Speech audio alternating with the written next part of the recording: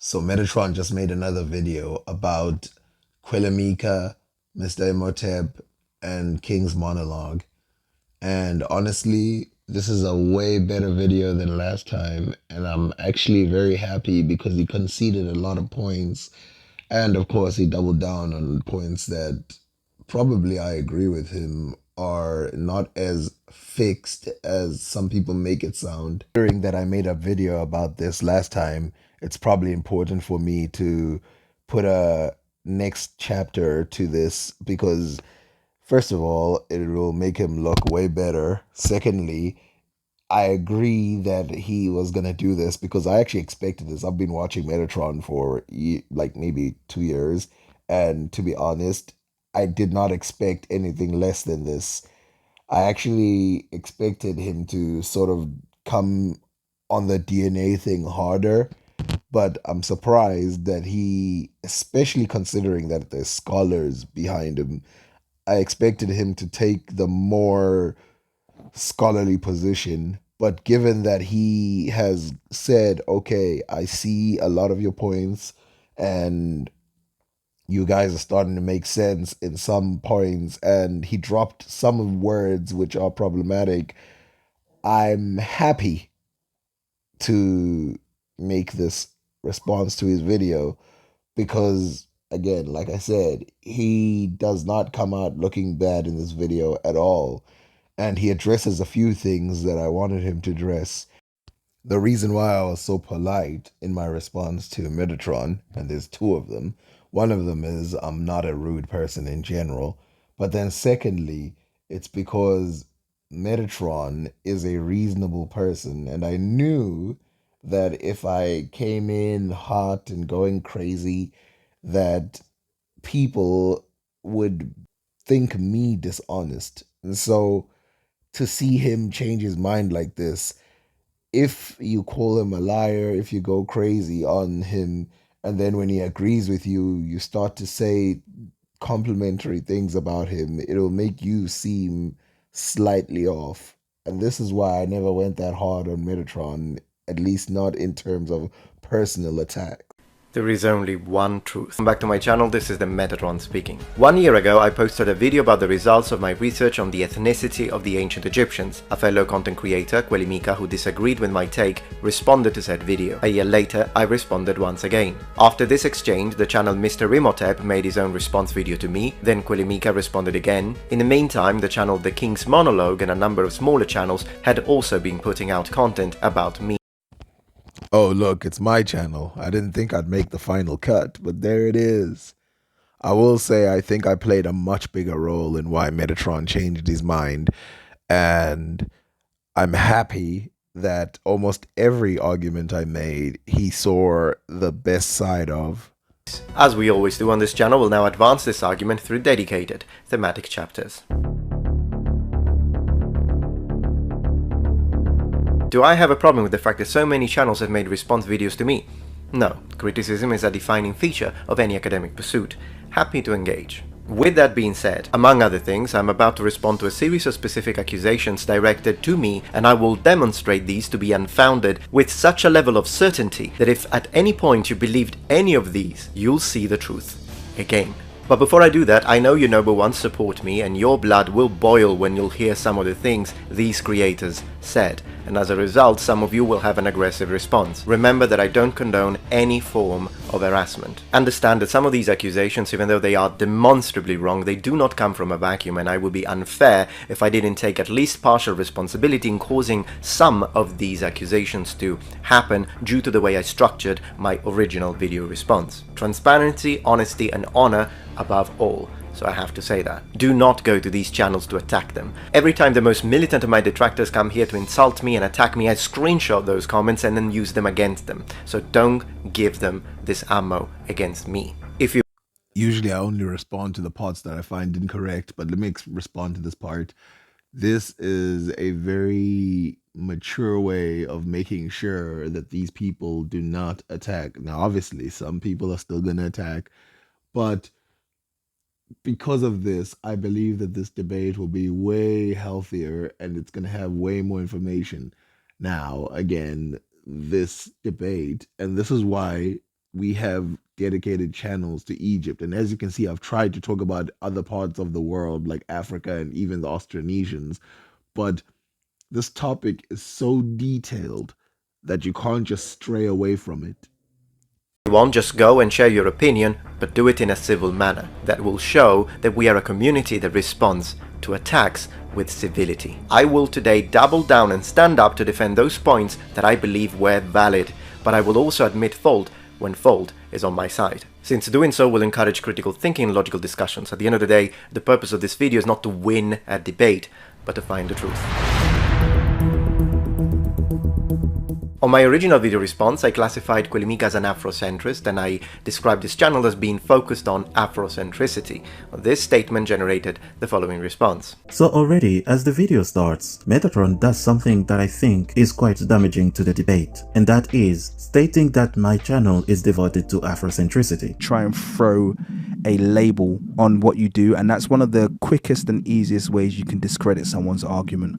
You don't have the right to place that term on me, so I just find it very, very annoying. Exactly. Like, why are you throwing me in a box when I actually never said it on my channel? That I just know how it sells to people, like what they perceive when they hear Afrocentric. It discredits you, but I know what it means, but doesn't mean that others. I honestly used the term Afrocentricity and Afrocentric because I believed it was the correct nomenclature and that it was describing your channels correctly. And considering this sort of titles used by, for instance, The King's Monologue, I'm not sure I can be 100% blamed for this. However, I'll have to admit that The King's Monologue brought up a very good point when he said this. But at the same time, I also know what you're trying to do. You're trying to undermine me. So I'm like, yeah, don't call me that, because you're just using it as a way of undermining my arguments. That was not my intention, but I do understand where they are coming from. We need to give them that. How people will have a preconceived negative idea of whatever point they'll make just based on the term alone, without even dignifying the points they raise with a mindset-free analytical approach. So, Given the emphasis of bias in the last video, to concede this point, I think is very important because we can see that cooler heads have prevailed and Metatron has seen the light, and I don't mean that in a bad way. And because of this, it's going to be much easier to engage in a way that doesn't make you feel like you're being attacked. And I want to expand on this word Afrocentric because it wasn't just an attack on European people. There are Africans in Africa, and I know them personally, who, if you say anything like, oh, I think the ancient Egyptians, some of them were black, they'll be like, oh, what are you, some kind of Afrocentrist? It's not just a slur on the, oh, Europeans are going to think this. I mean, I showed you the channel by Jabari where he uses the word Afrocentrist many times as an insult. So I'm glad that Metatron sees this point. Especially to random viewers who come here seeking knowledge. These unfortunate people are so shrouded with pseudo-historic, Afrocentric information that they end up very confused and don't even know what to believe anymore. From claiming the history of other cultures to treating the Bible as a black history book, I'm going to cover the top 5 things that annoy me the most about Afrocentric people. as a gesture, I've updated the title of my previous response from this to this, and I've also edited out the part where I said that his channel was focused on Afrocentricity. The change is now current. To show you that I'm acting in good faith, on this video we'll refrain from collectively addressing you as Afrocentrists. I would of course appreciate if you could avoid using the term Eurocentric in a way to try and make me look bad, since I never use that term to classify myself. If anything, if I get a choice, I'm truth-centric. While I agree with him that he definitely should not be called Eurocentric, because this is the same as calling him Afrocentrist, I don't believe that Eurocentric models are the same as Afrocentric models, because Eurocentric models are weaved into the system. Me, Kuelimika, Mr. Imhotep, the King's Monologue, basically anyone who does history is weaved within the Eurocentric model, because we use their titles, we use their words, we use their foundations in history. And so when we throw out parts of it, we're throwing out parts that we think are interwoven with Eurocentricity.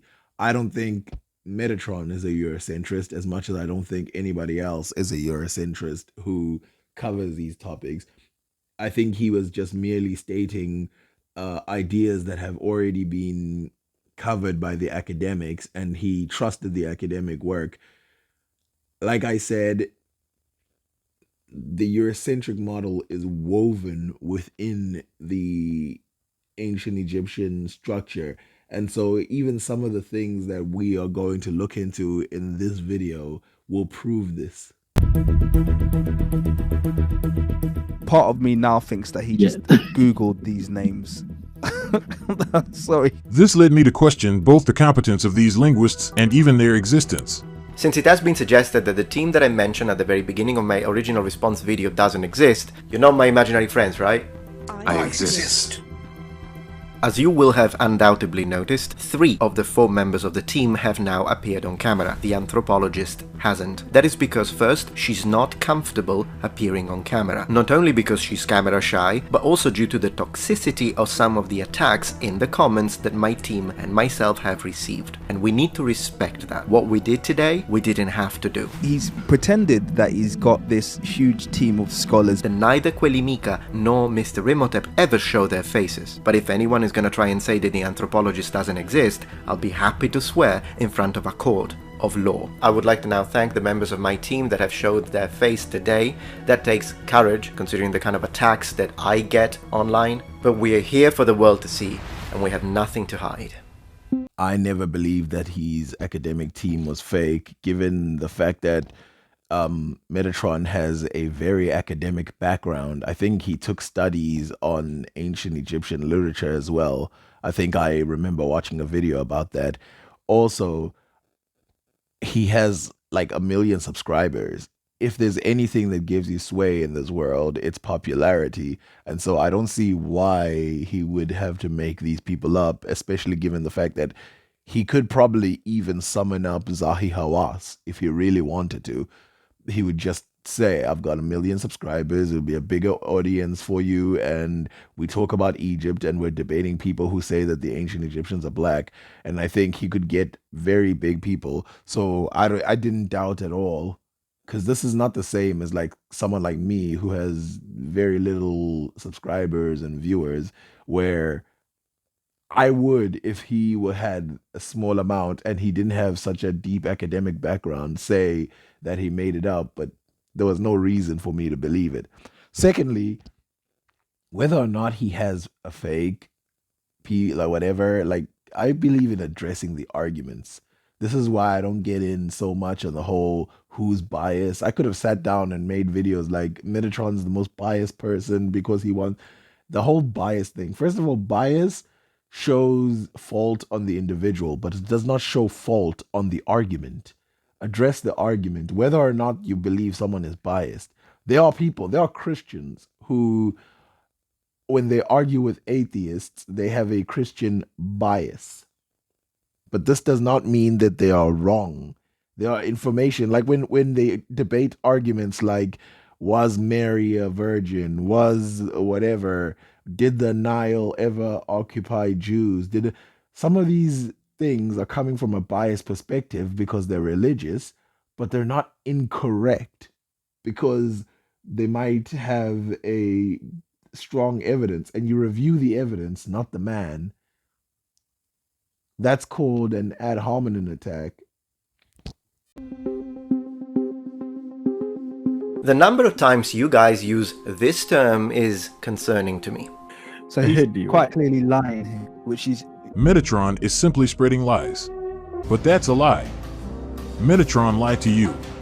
It appears that for you, a disagreement equals a lie. But that's... I agree with Metatron that this inflammatory language is making things seem a bit strange. But when he says a disagreement equals a lie, I think in Mr. Imhotep's side, I would also caution, because he said Metatron is spreading lies. And there are some arguments that we think that Egyptologists should know better, and that they do know better, and that they are, in fact, let's say, massaging the information. But since we haven't gotten into any of the points, we have to wait until that happens for me to point out which points do I think that Egyptologists should know better, and that we can only assume that they're deliberately not stating certain facts. Not what a lie is. I can disagree with you academically. I can think differently from you, and that wouldn't involve a lie. To be a lie, the intent needs to be to deceive. And is this a pattern? You bet. Everyone is a liar, from creators to academics to an entire continent. And I don't feel like defending people that much, but let's go in. The idea that the content creators on YouTube are different than academics is true, but all the content creators who disagree with the idea that ancient Egyptians are black, the majority of them, they just repeat what the academics have said. And so they're all pushing, in some cases, not all, a lot of it's just deep research and whatever, but in some cases they are pushing lies. A good example of these lies that are being pushed are these historical reconstructions of ancient Egyptians to show what ancient Egyptians would have looked like. And you can see that they didn't base a lot of it. In fact, some Egyptologists dismiss this field entirely. But the reason why it's a lie is because a lot of Egyptians or Egyptologists, they debunk the black theory by putting out these reconstructions, and then YouTubers follow suit. Now, Dr. Hawass just yesterday spoke about the three teams that did reconstruction. All came out with different faces, features, and this means what? I don't trust that. I'm a scientist. How come three different groups came up with another totally different features? So it's just biased, as Dr. Ikram just mentioned. Okay. Anyhow, I think this was the French. Anyhow. Happening in the royal family meant that Tutankhamun was born with a clubbed foot and possibly Kohler's disease, which is a rare bone disorder. Talking about possible lies. When he did his video on the Nordic Romans, Mr. Imhotep had criticized him on the fact that he was doing videos just attacking these topics. And he saw that, him jumping on only when a movie, so when a character is turned black or anything, would look bad on him. So he did that video to balance things out. I think that's my opinion. That's how I saw it. But anyway, I could be wrong. Just to make sure the accusation is clear, Mr. Imhotep posts his response, I see it, and as a way to try and do some damage control, I create this video. So that sounds plausible. In fact, King's monologue believes it right away, and so does the audience during the live stream, except that Mr. Imhotep's response video to me was published on the 12th of November 2023, while my video on the theory of ancient Romans not being Nordic was published on the 10th of November 2023. So this whole hypothetical argument that you made and everyone accepted just to make me look unfair is physically impossible. And to anyone watching, don't believe me. Just go check under the video description of every single one of these videos and you'll see that data of publication is a publicly available information. Wouldn't that give me space to now call you, kuelimika, a liar? This is one of those points I don't care about either, because like Metatron said, if it was damage control and he would have just, been fair by showing Nordic and saying that he doesn't support. So it would have been, in my opinion, good faith for him to say that, okay, since I covered the black people, let me cover the Eurocentrists as well, who say that the Romans were blonde and all this other stuff. So I don't see this as an attack. And of course, he shows that his video to Mr. Imhotep was whatever, was earlier than Mr. Imhotep, and that's fine. I know some of you are going to go, he did watch my video, and my video was earlier than his video, so maybe it was damage control to that, which I don't believe. I think I'm too small for him to care about. It's not like any of my viewers are going to go to his channel. But I would say that this argument means nothing to me. So what if he actually did do damage control by showing where he falls completely, that he doesn't fall on the side of the blonde, blue-eyed Egyptians either? Yet I don't. Why? Because of something called plausible deniability. I don't know if you did check and you knew it and you still said that, which would be a lie, or if maybe you didn't check and you just hypothesized without doing the due diligence. Still, checking during the live stream would have been the right thing to do instead of leaving it there for people to just believe. And believe you, they did. He delves deeply into specific topics when it aligns with his agenda, but when faced with information that contradicts his viewpoint, he remains superficial and avoids the truth. See, the problem with this, Mr. Imhotep, is that you're incorrect. I do have an entirely dedicated video to the idea of white marble in ancient Rome and how the statues were painted, and I thoroughly debunk this idea that the all white marble were a representation of the fact that all the Romans were white. I do have a video about that. Once again, to the audience, don't believe me, link to this video in the description, check it for yourselves. I did watch this video, and I can say that yes, he did show the fact that the ancient Greeks and the ancient Romans would have definitely been painted over with a darker hue than the ones that were left with just the marble, which makes them appear as if they're like pale white, when clearly this was not how the ancient Greeks saw themselves. To me, this does, though, attack something that we said is like a Eurocentric structural imbalance, which is that Egypt, with its multiple ethnicities or multiple colors, is seen as multi-ethnic, but Greece and Rome, with their multiple colors and Middle Eastern influence, is not seen as multi-ethnic. It's seen as a true European state. And I think there's a bit of a bias there within the scholars to not admit that Egypt or the Middle East had more of a racial influence in Greece than people pretend they do. But I'll just leave that one there. Should I call you a liar now? Plausible deniability. I still give you the benefit of the doubt, but maybe next time before you state something like this, specifically designed to make me look bad, double check. And for fairness, I have to tell myself that too, because when I mentioned the idea that I thought perhaps the fact that kuelimika created his symbol just to put Africa on top of Europe, I was wrong. I read anti-European sentiment in that action, whereas what he was doing was just to represent the ancient worldview whereby, from the position of the Egyptians, the north was south and the south was north. So I was wrong about that, and I admit it. Will you?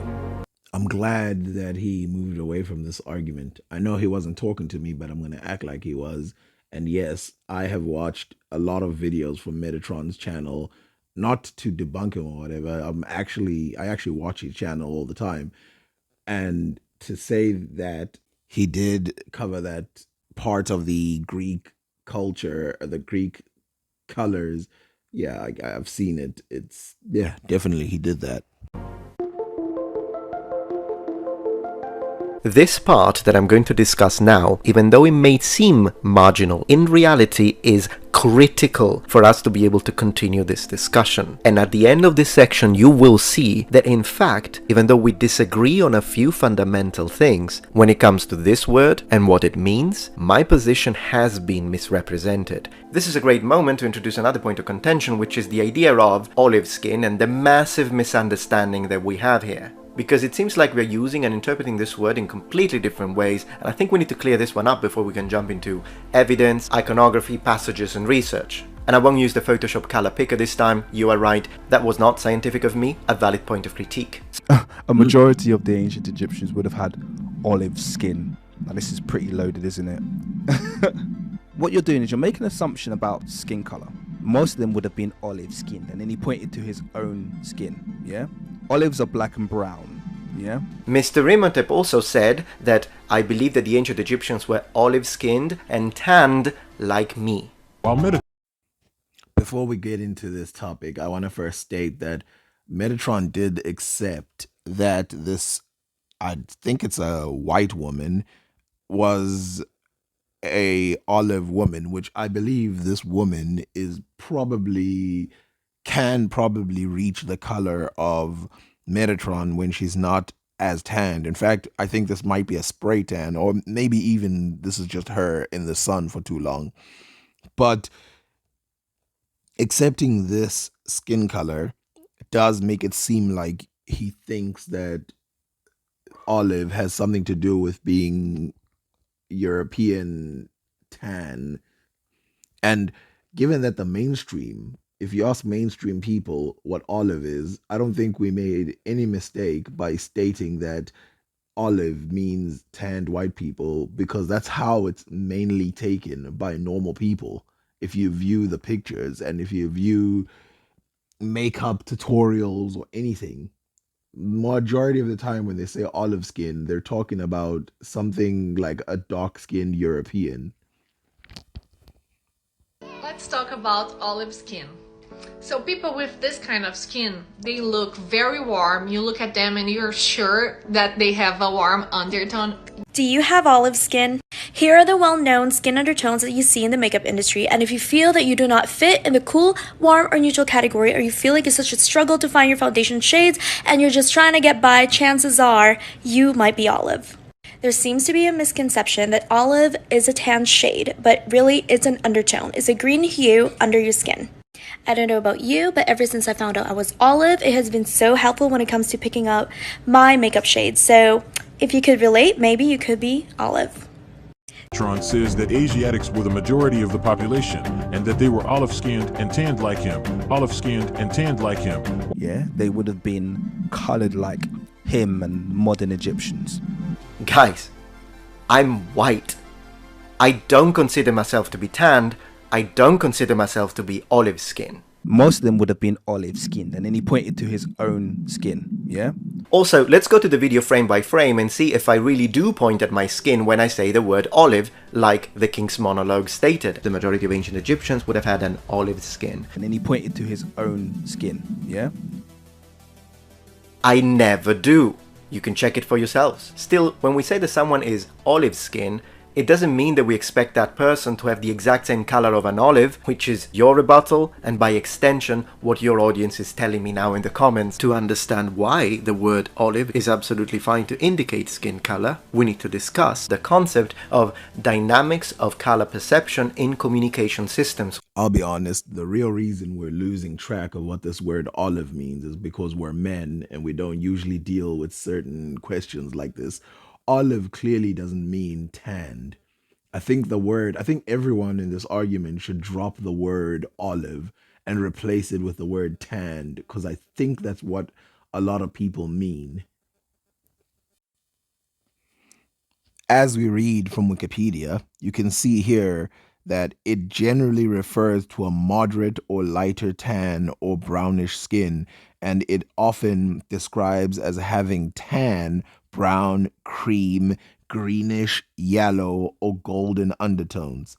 See here, what is being described here is two different things. The first one is the one that we were using, which is a moderate or lighter tan or brownish skin.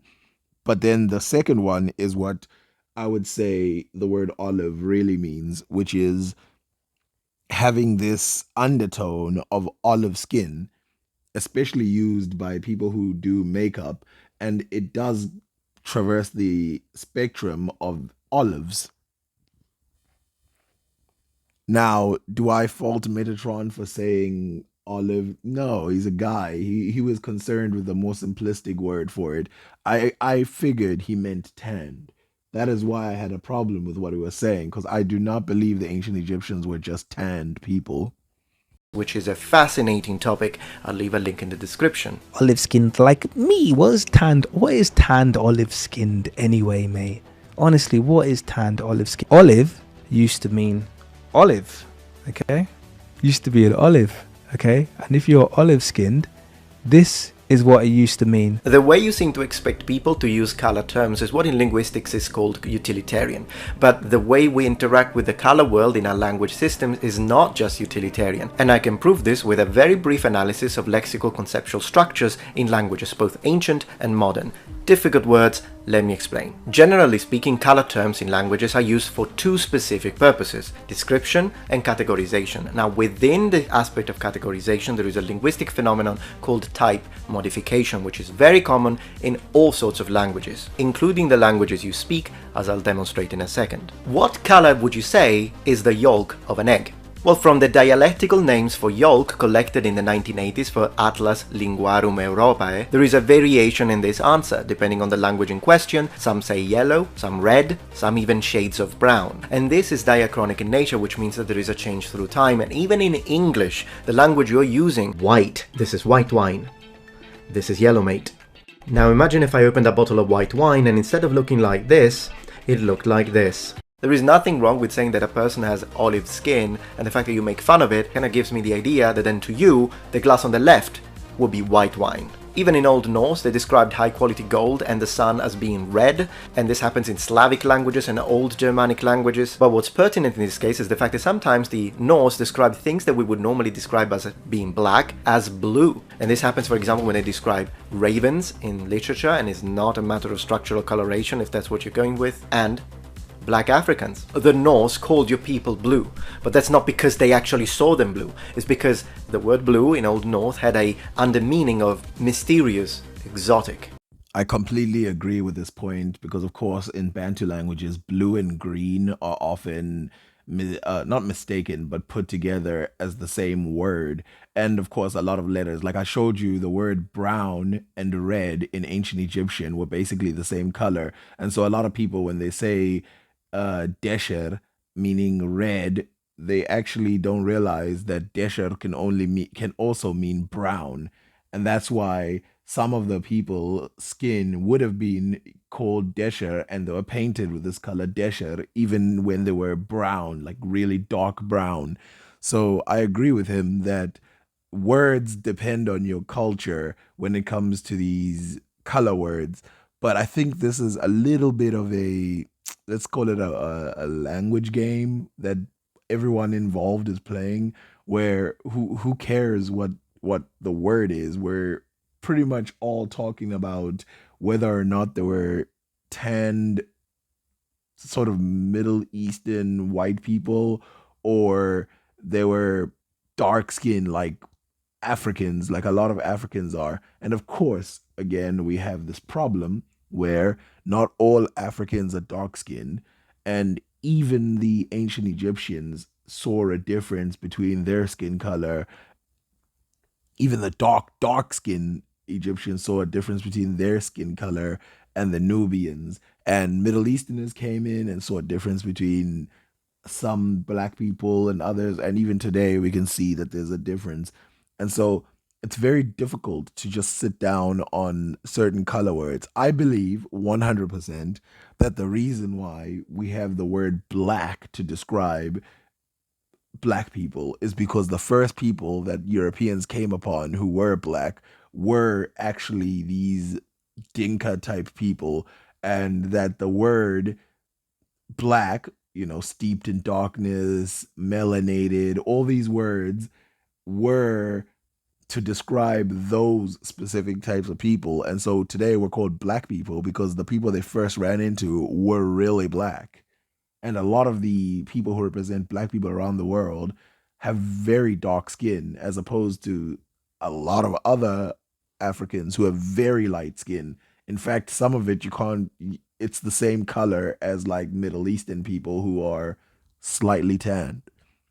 Having responded to all of these comments, I'd like to underline now what I mean precisely when I say that to me the ancient Egyptians were olive skin when it comes to the majority. If we look at the Fitzpatrick scale, which was created to estimate the response of different types of skin to ultraviolet light, you can see that when I say olive, I'm talking about a range of colors. So when you show me a dark brown Egyptian, it fits. And you're not debunking my statement in doing so. A dark brown skin is still included in what we describe as olive. Let's compare it to the older von Luschan's chromatic scale for more examples. I think it's apt because it's a spectrum and therefore allows for readjusting based on the evidence. Now, of course, the same can be said about the word black. It's also a spectrum and many different varieties of skin tone. But the reason why I tend to prefer the word olive is because it includes both people from the Near East and people of African descent. They can both have an olive skin, so I'm not limiting ethnicities. And since I believe in a multi-ethnic Egypt, to me it fits. But whether My only problem with this is that clearly a lot of the people in the Middle East are actually white skin,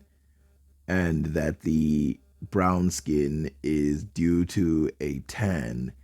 And sure, maybe the people were tanned or whatever, but it's not the deepest tan that you can get. And for the majority of the people in the Middle East, even spending a lot of time in the sun, they remain quite white, very different than what we're talking about when we talk about the brown that we see in ancient Egypt.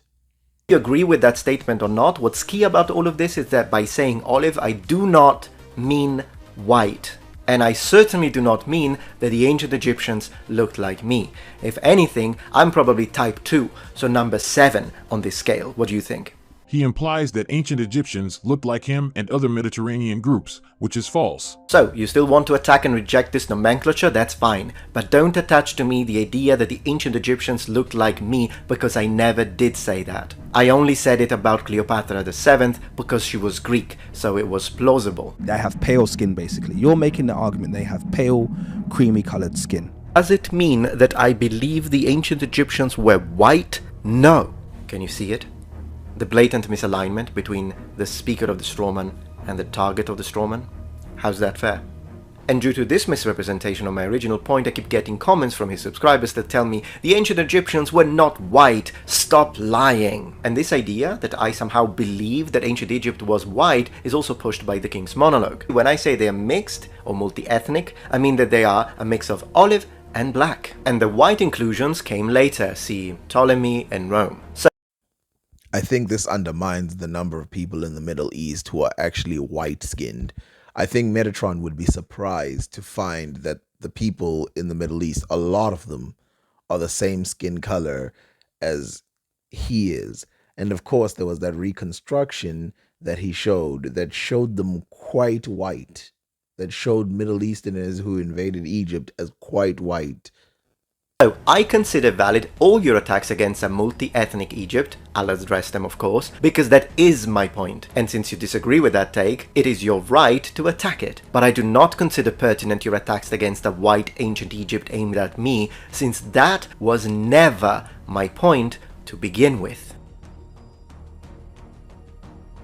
Metatron is preparing you through character assassination to discredit kuelimika and build your sympathy for himself. So Mr. Imhotep says that my original video response to kuelimika is a character assassination attempt. Now that's a bit much, but I do understand where he's coming from, and the fact that he stood up to defend a friend, I can respect that. With that being said, since we're talking about character assassinations, well, the character assassination you tried to pull on me makes my original video response to kuelimika look like I'm in love with the guy. Now we're about to get into a very strong section of this video, and some of you will get really pissed when you see the sort of accusations that Mr. Imhotep launched against me, which is why before doing that I want to be fair and show you this.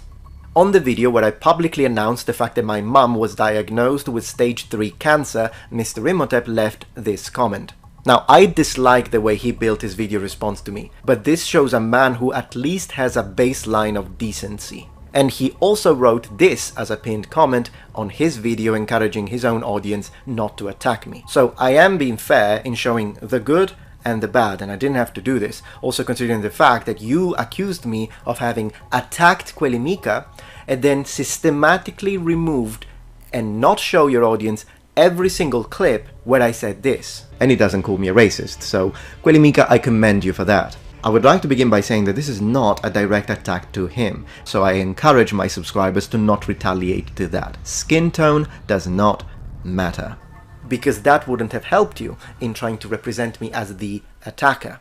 I don't think that was fair.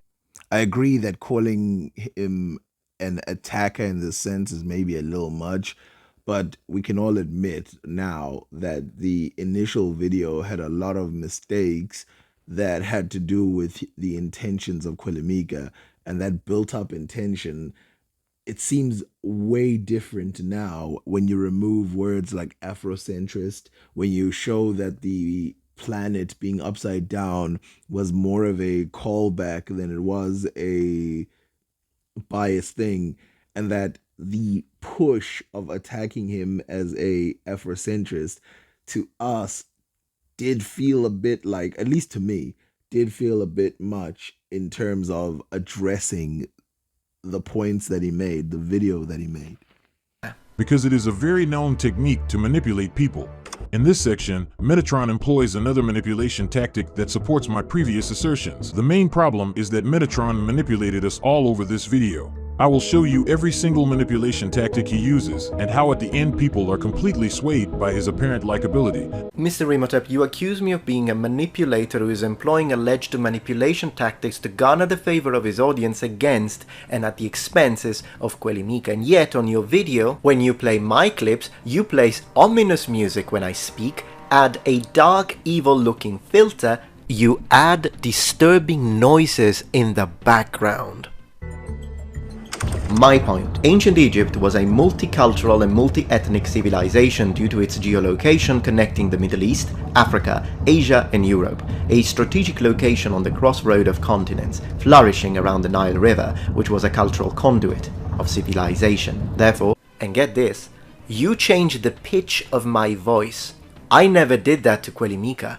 Beginning with the systematic analysis of lexical resources and lexicosyntactic features of text, we move through a systemic function data analysis of genre and text metafunction. Beginning with the systematic analysis of lexical resources and lexicosyntactic features of text, we move through a systemic function data analysis of genre and text metafunction. Concurrently, when dealing with or using ancient Greek or even classical Latin vocabulary, you do not deal with absolutes. This is an absolute here. Concurrently, when dealing with or using ancient Greek or even classical Latin vocabulary, you do not deal with absolutes. This is an absolute here.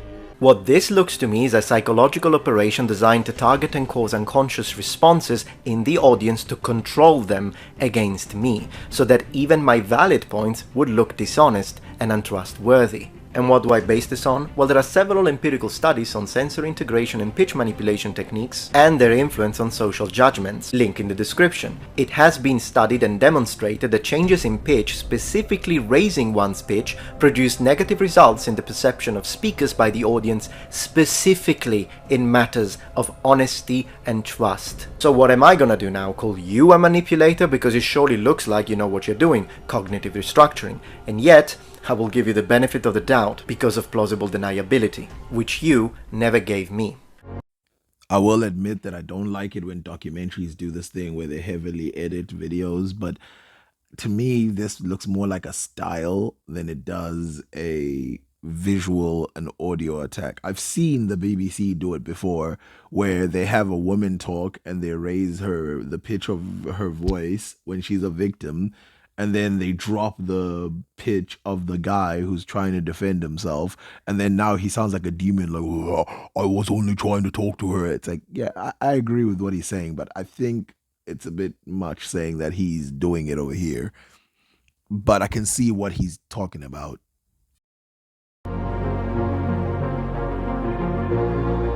So, you have heard Metatron's point in his own words, something I did not get the courtesy of in his video. Anyhow, representing your opponent's point correctly during a debate is indeed crucial, because if you misrepresent your opposition's points, then what you end up doing is creating a strawman and attacking that instead. So they are absolutely correct, and it's a valid point of criticism when they say that instead of me summarizing kuelimika's point during my response video, I should have let kuelimika describe his own point by playing his own clips. This in order to contribute to a more fine-grained understanding of the way arguments are perceived, processed and evaluated by the audience. So I apologize for that.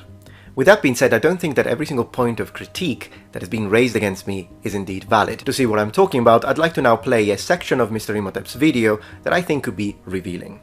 Watch this. YouTuber Metatron released a video. The video did great as it immediately went viral.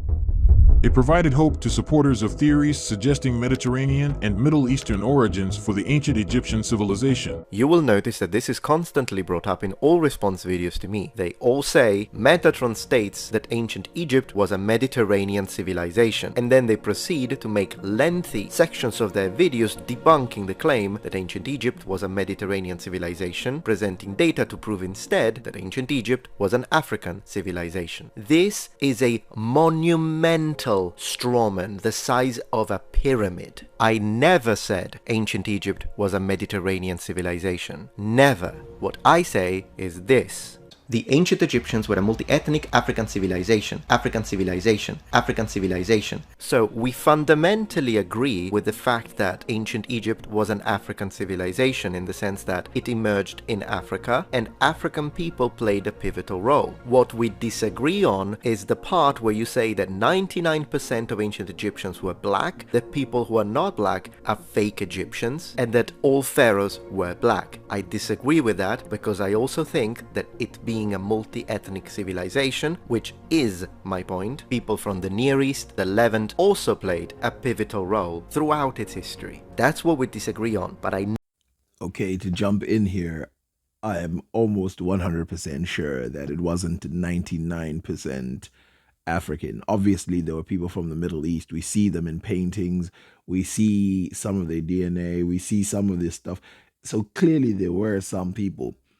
But again, I will stress that I think Metatron is underplaying how many people in the Middle East are light-skinned, and that dark-skinned Middle Easterners, and I don't mean mixed Middle Easterners, I mean dark-skinned Middle Easterners are actually pointed out and like, oh, you've got dark skin, you're that type with dark skin. I think Metatron is underestimating how many people in the Middle East have white skin, not olive skin, white skin. And this playing of this word, I think, is very important, especially consider a place like India. India has people with white skin, but these people, I believe, come from the Middle East. But again, think about it. Why is it that this white skin thing is unperceived and unnoticed by Metatron? And I think it's because, again, it's this model that's weaved into our networks that brown skin is what Middle Easterners have, and then Europeans have white skin. And it's not completely true that way. It's not all the way true that way. There are brown-skinned Asians in the Middle East, and they're there, but they're usually minority groups focused at a certain location, and a lot of them are mixed. Not all of them, but a lot. Never said it's a Mediterranean civilization. Rome is a Mediterranean civilization. Greece is a Mediterranean civilization, not Egypt. So where does this misunderstanding come from? From this section, as we can see on the video made by Know Thyself. Egypt faces the Mediterranean. I am Mediterranean. My sea, my history too. Ancient Egypt was by definition a Nile Valley civilization. Proceeding, Know Thyself will go into a lengthy explanation of why ancient Egypt wasn't a Mediterranean civilization and instead was an African civilization. And to be honest, he does a good job in that section. So I'm not saying that that section is invalid. I'm saying that it's based on a misrepresentation of my point, which is also what every single other video that responded and talked about this did. They all took this statement of mine about being Mediterranean and used it out of context to create a strawman. I'm not saying they did it on purpose, I can't prove that, but let me show you what that statement meant. That statement... I wouldn't go into this, but since he said every single people said that the Mediterranean thing about ancient Egypt, I don't remember me ever saying that the Mediterranean, that Metatron believes that they're Mediterranean. In fact, I'm pretty sure that I had a full understanding that he thought that the people were Middle Eastern. At least they were mixed Middle Eastern with a majority Middle Eastern. Statement comes from the section where I talk about the fact that Kuelimika uses the expression our history to talk about ancient Egypt and African history in general, which to me is a red flag, and I still stand for that. I'm actually quite disappointed that he still stands with the our history point, especially since it's used so much in European documentaries. And then I connect it to the fact that Kuelimika's subscribers in my comment section say, stop talking about our history, talk about your history instead. Stick to Europe. And it was very clear that it was a response to that because I say that. And to that I respond, well, I'm from the Mediterranean, ancient Egypt faces the Mediterranean, my history too. It was my way to say that these people do not have the right to tell me that I cannot speak about African history because it's their history. It's all our history because we are all humans, as I explain on this dedicated. I understand what he's saying, and I agree with it for the most part, that history, human history, belongs to all humans. But to say that people can't say our history, what about our Celtic past, or our Viking history, or our Japanese history? Clearly you can say our when you're talking directly, like we talk about the direct descendancy or the direct push from one region to another. And it would be directly incorrect for me to say my Japanese history. It's not my Japanese history. It's human history. And so it's mine in that it's human history. But it's not me saying my Japanese history gives this false impression that I think I come from the Japanese people. In Britain, we're never far from our Celtic past. Video. That was my point, and it was twisted. My goal is to defend objective reality. Your goal seems to want to rectify the current understanding of African history and culture. He then presents himself as a defender of objective reality, accusing us to rectify the current understanding of African history. Apparently, we are twisting facts. Rectify. Accusing you of rectifying. I use the word rectify to put myself in your shoes. Rectifying means to make right again. Rebranding Africa, isn't that what you're trying to do? So what you're doing in reality here is that you are taking something that honestly was not an accusation and you're twisting it. I am saying the word rectify, but you're treating it as if I said the words twist, rewrite, or distort history. I never said that. I used the correct word. So that's not on me. I agree with Metatron that the word rectify here is actually a very good word. In fact, I would say it's charitable, considering what he could have said and still being accurate. Usually he loves to complicate things, using big words to make his claims sound more important than they actually are. Any point of agreement will have to be ontological, factual, and documented. This is at a point where I'm going to jump in now.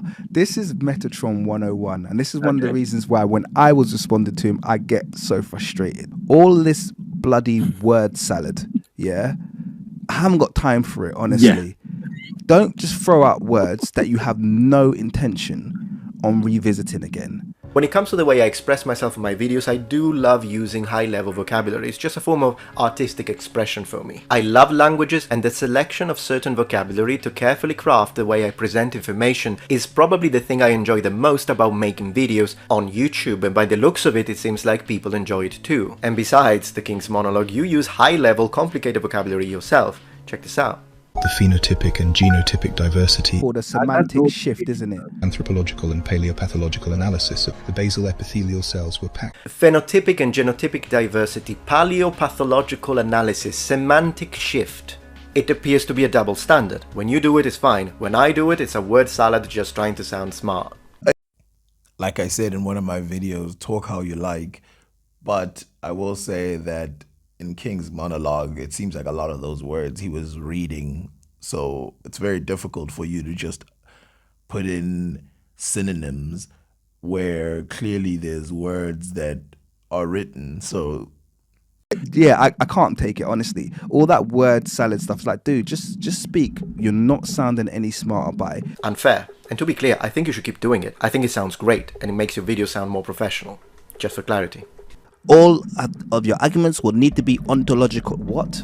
What was ontological about any of the responses that he made? Because I find it bizarre. He didn't touch on ontology at all.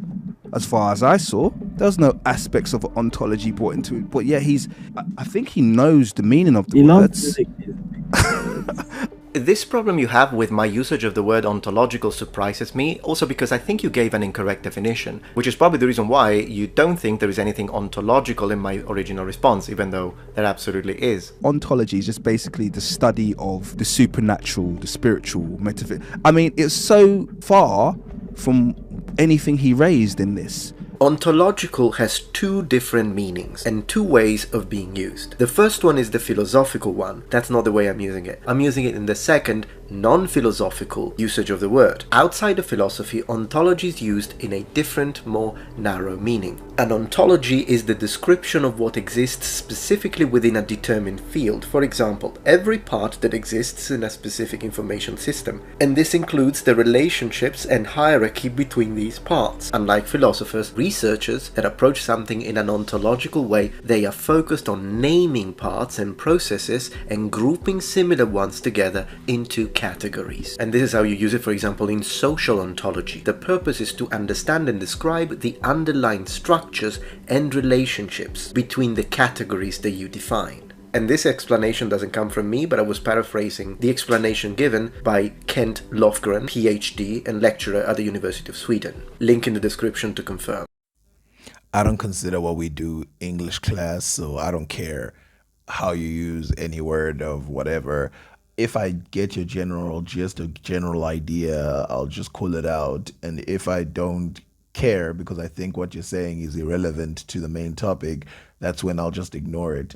And I would say this ontology argument, I don't get it. It's got nothing to do with anything. We're talking about Egypt and whether or not the ancient Egyptians were black. Whether or not the word ontology makes sense or not, I don't care. All in all, this is me, this is who I am, and that's how I like to speak. After all, this is still YouTube. I think a lot of my people on my channel don't know that you found something out recently that actually was like, whoa, about where he got all of his info from. Oh, that one is interesting. Someone hit me up with a link for some blog post about ancient Egypt not being black, and the blog post he's talking about is a blog called Matilda's blog. It's been around for a long time, and she presented a list of quotes. The same sequence on her blog post is the same sequence you find in Metatron's post, as you will see. It's crazy. So he basically word for word copied his arguments for you from Matilda's blog. So his research, where he allegedly formed a team of skilled scholars and astronauts and metaphysicists with a doctorate level response, was going online to Reddit, finding Matilda's blog, and then it's basically rehashing all of her arguments word for word. That's hilarious. Sorry. So this is the part where we enter the accusation of plagiarism. What they are stating is that when we say that we did research and examined passages and translated ancient Greek, in reality that never happened. And what they say we did is that we found this Matilda's blog and copied word by word. Remember this. And they say this as if it's a fact, even though they have no evidence. How do I know they have no evidence? Because there can be no evidence. Because we didn't. We as a team were not even aware of the existence of this blog until they mentioned it. I didn't use it. No one in my team used it. This is false. On a positive note, since to try and be as fair as possible, I also have to say that I appreciate the fact that first, it is in fact the King's monologue that provided me with the link to this blog because I couldn't even find it, and second, he did believe me when I said that we did not use it. So I do appreciate that. Well, I'm glad they resolved that problem. I wonder when we'll get back to Egypt. I think the part that annoys me the most is that they inflated the claim. Well, actually, scratch that. The part that annoyed me the most is this. Someone said, is Matilda Metatron's mom? People stop it. Stop it.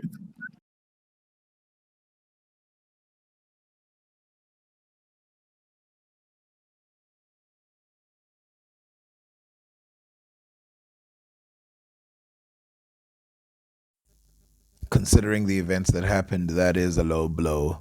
And I'll say this is why I don't resort to ad hominem attacks and general attacks on a person because it's all fun and games until you hurt someone for real.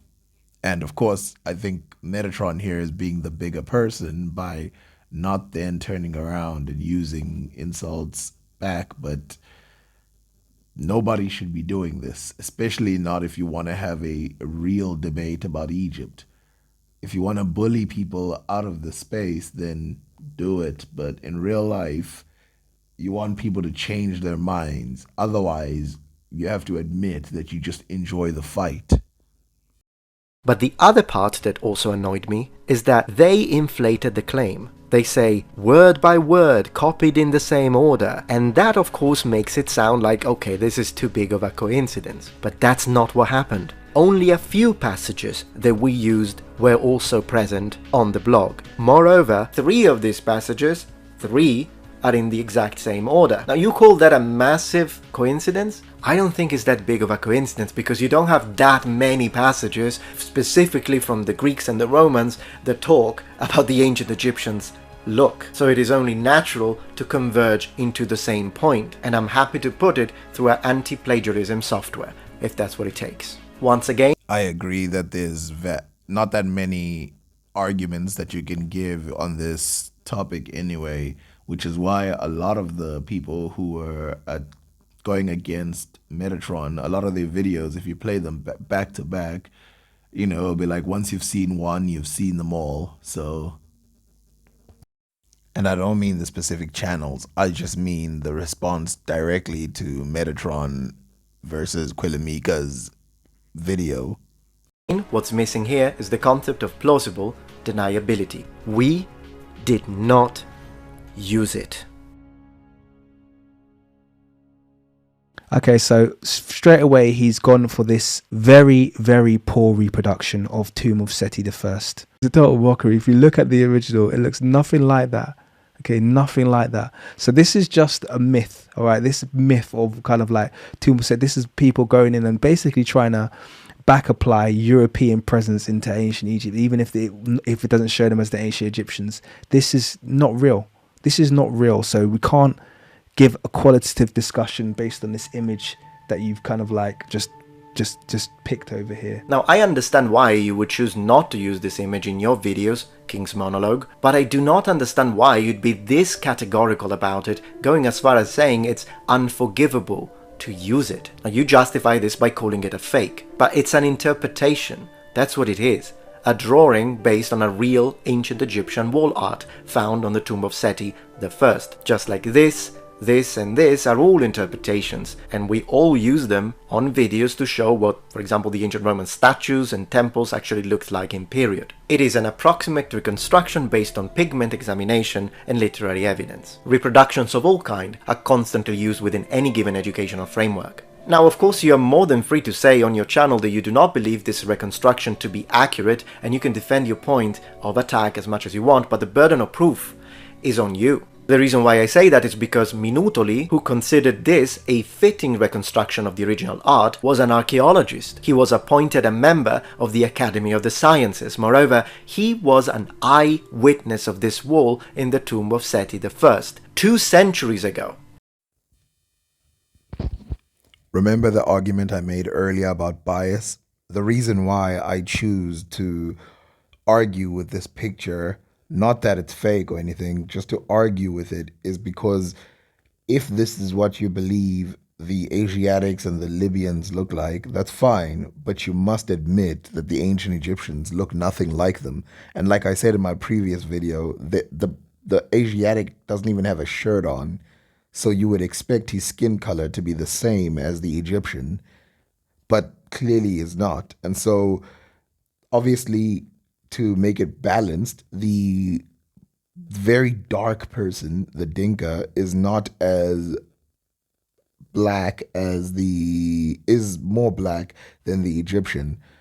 But again, you cannot classify these people in the same. In fact, the most we could say is that the Asiatic and the Nubian person is not an exact copy of the Egyptian. In fact, the Egyptian is vastly different than both of them.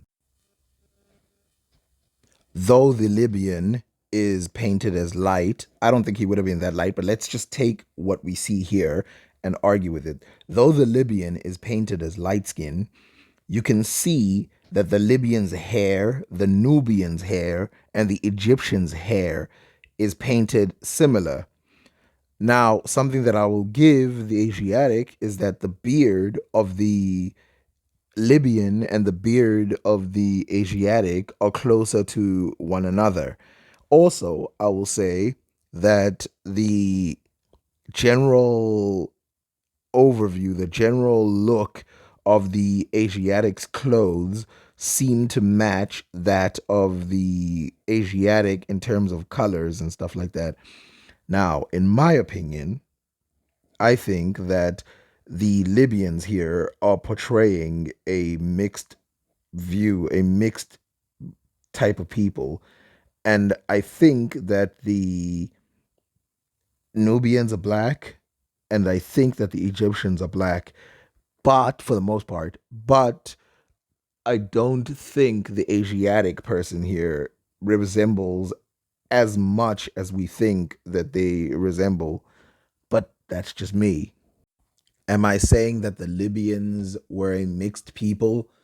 No, I'm not saying that. I'm saying that the Libyans were black for the most part, as it's stated in ancient Greek writings like Herodotus, where even the Romans stated that the people who dominated the Libyan area for the most part were the Garamantes, and they state that the Garamantes are Ethiopians. If you don't believe me, look it up. Therefore, it's not so far-fetched to think that perhaps he had a better perspective than we do due to a possibly better state of preservation of the wall 200 years ago.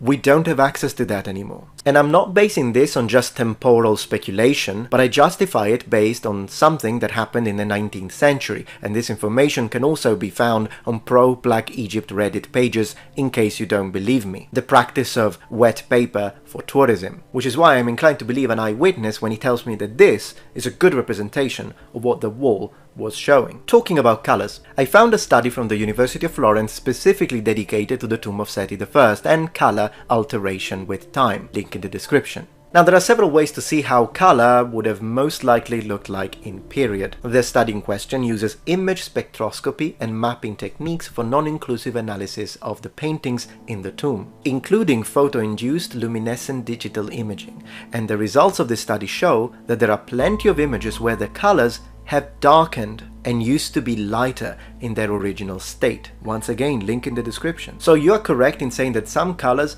do fade with time, but it isn't as cut and dry as you make it sound. Sometimes they fade, sometimes they darken, and that's factual. Is this the best image I could have used? No. Should I have showed it together with the original, maybe right next to it, for context? Sure, I'll give you that. But I do not believe this is invalid. I do trust Minutoli's expertise and direct experience.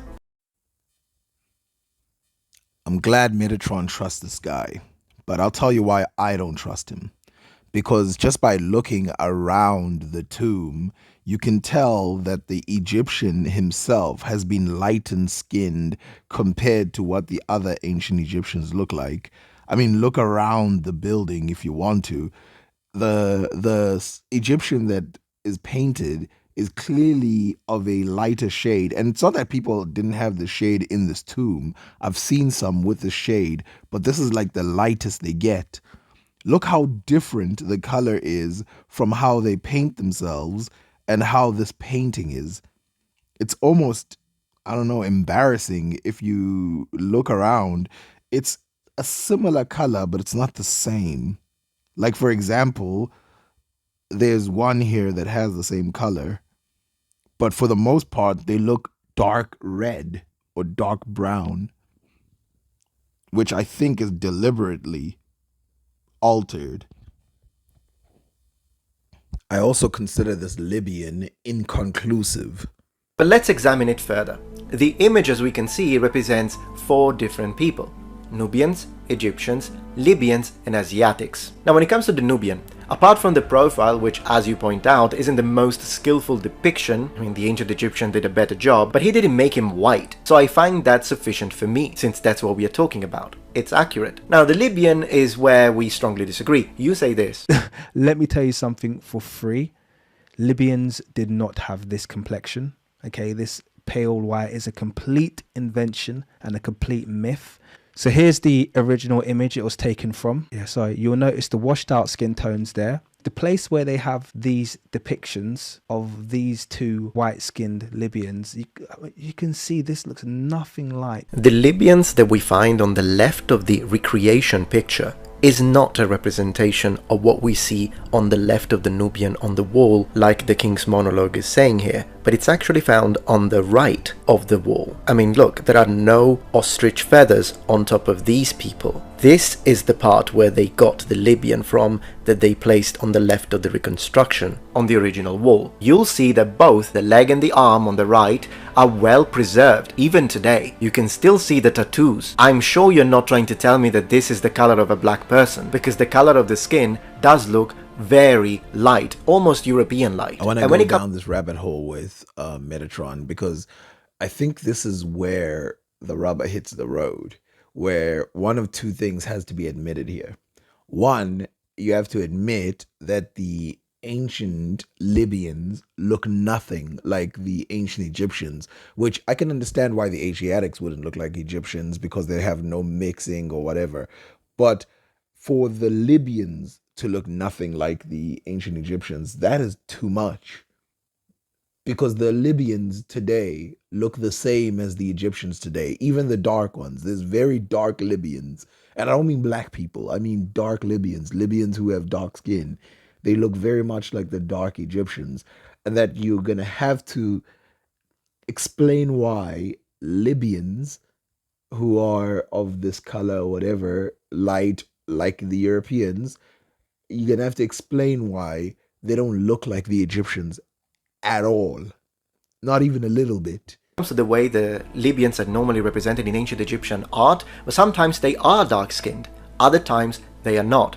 So in this case, of course, Minutoli could have chosen any of these, but I think the fact that he chose the light-skinned version is good, because that's what the wall shows. Now, the Egyptian is the most reconstructed one because on the wall we only see the feet. But what did Minutoli do to justify this? Well, to me, he looked everywhere else in the tomb and chose the typical reddish-brown hue you normally see the Egyptian represented as. Now, I don't see this as a problem, although then again, you could argue that the tone should have been darker. I'm open to that interpretation, but we also find this color. So once again, to me this does not make it a fake. The Asiatic is the only one that I have to agree may have been lightened a bit too much, but with that being said, when we say Asiatics in context, we mean Semitic people, usually. So before I can really engage with this one, I need to know what you think ancient Semitic people and people from the Near East, were they supposed to be black? I mean, I don't know, so I don't want to create a straw man. You'll let me know.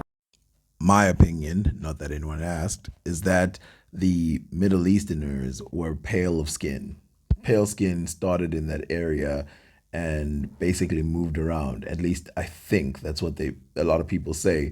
And I kind of believe it because a lot of the light-skinned people in India came from the Middle East, and a lot of the light skin that you see in Europe, some people claim is from the Middle East moving into those areas, and you find Middle Eastern DNA within Europeans.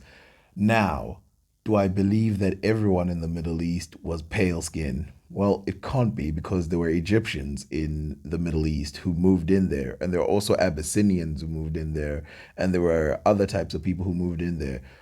I believe that Middle Easterners, for the most part, were probably pale skin, but there were other people in those areas, and a lot of them got absorbed.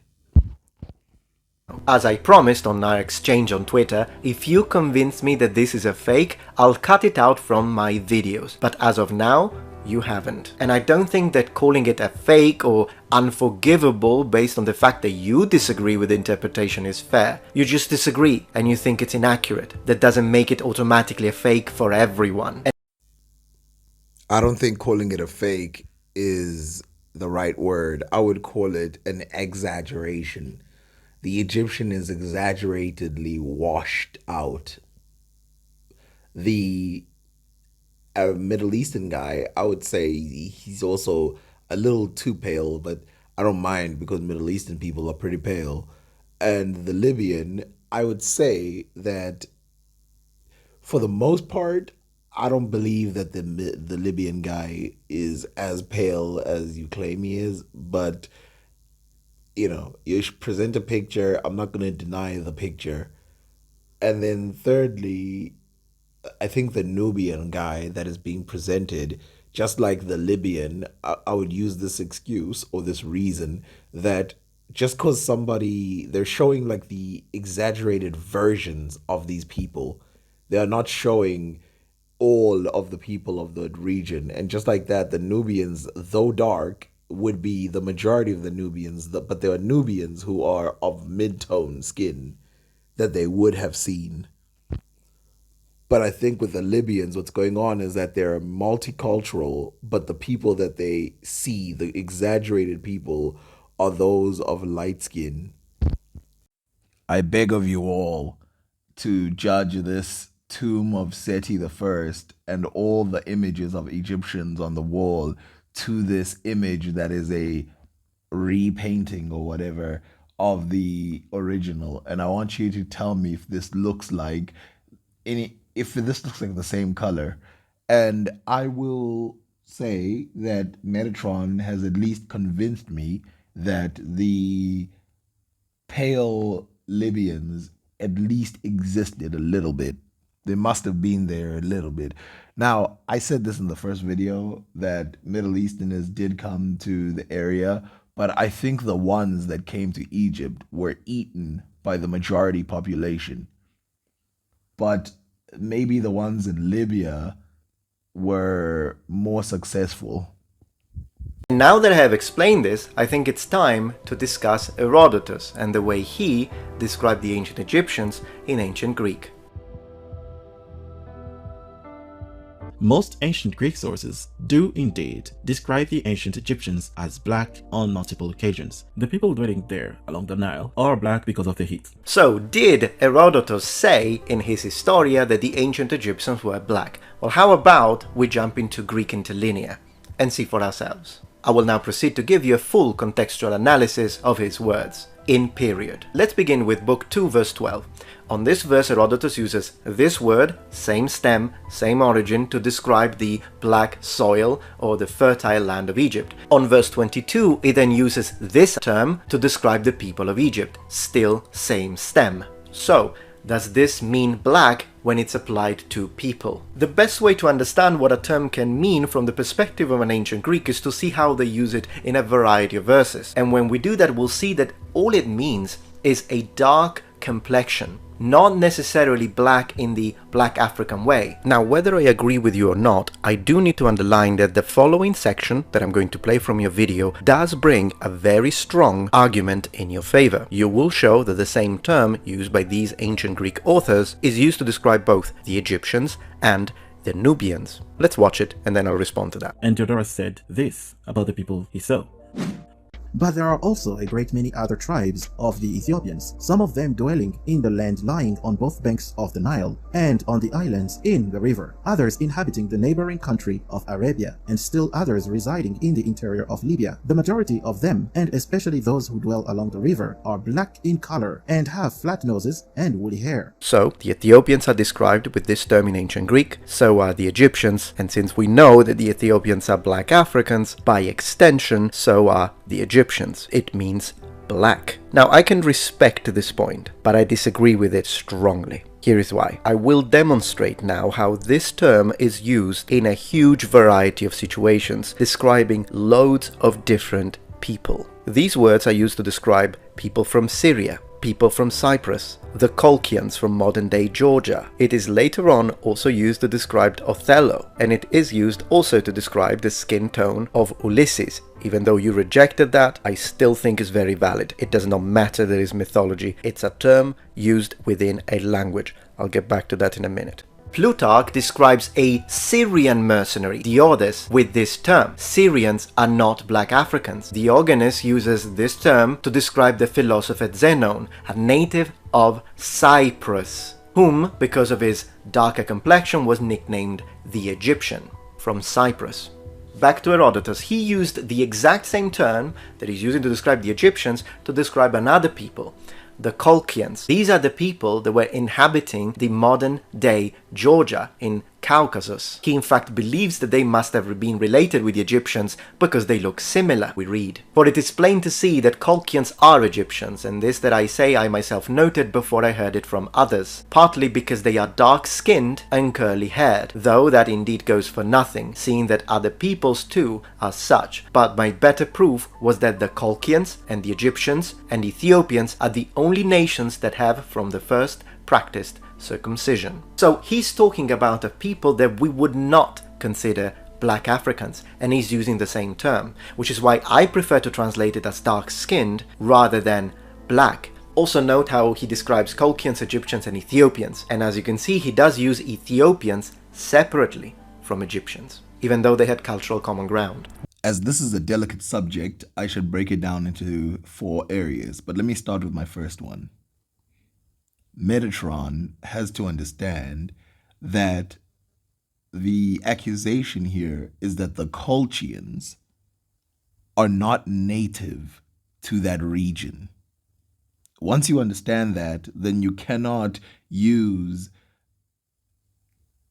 other DNA or other people from Georgia, which is where the Colchians would have been, to sum up what the Colchians looked like or what their DNA was or anything like that. The Colchians are in fact invaders, and they come with King Sesostris.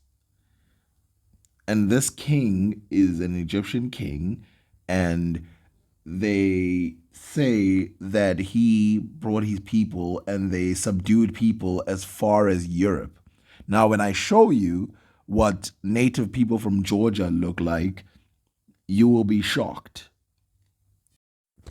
I think Metatron and I could agree on this one, that there is no way in hell that when Herodotus said that the Egyptians are dark like the Colchians, that he meant these people, who, to be honest, are some of the palest people I've ever seen.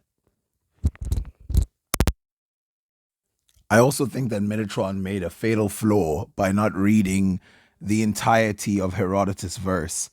So let us read it. Thus doing, he traversed the continent until, having crossed from Asia into Europe, he subdued the Scythians and the Thracians. To these the Egyptian army appears to me to have reached and no farther, for in their country the columns appear to have been erected, but nowhere beyond them.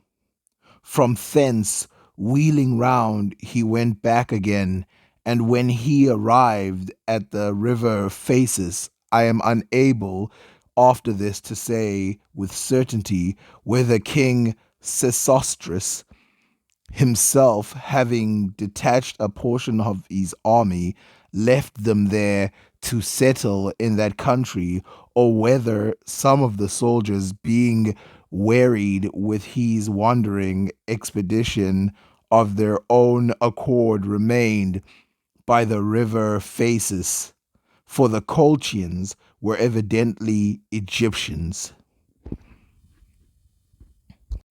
He clearly says this to contrast the difference between the inhabitants of Georgia, that area, and the Colchians, who he says you can tell by looking at them that the Colchians descend from the Egyptians. Now, here's the question. Do you think that these warriors that were left there were pure black, or do you think they mixed with the races?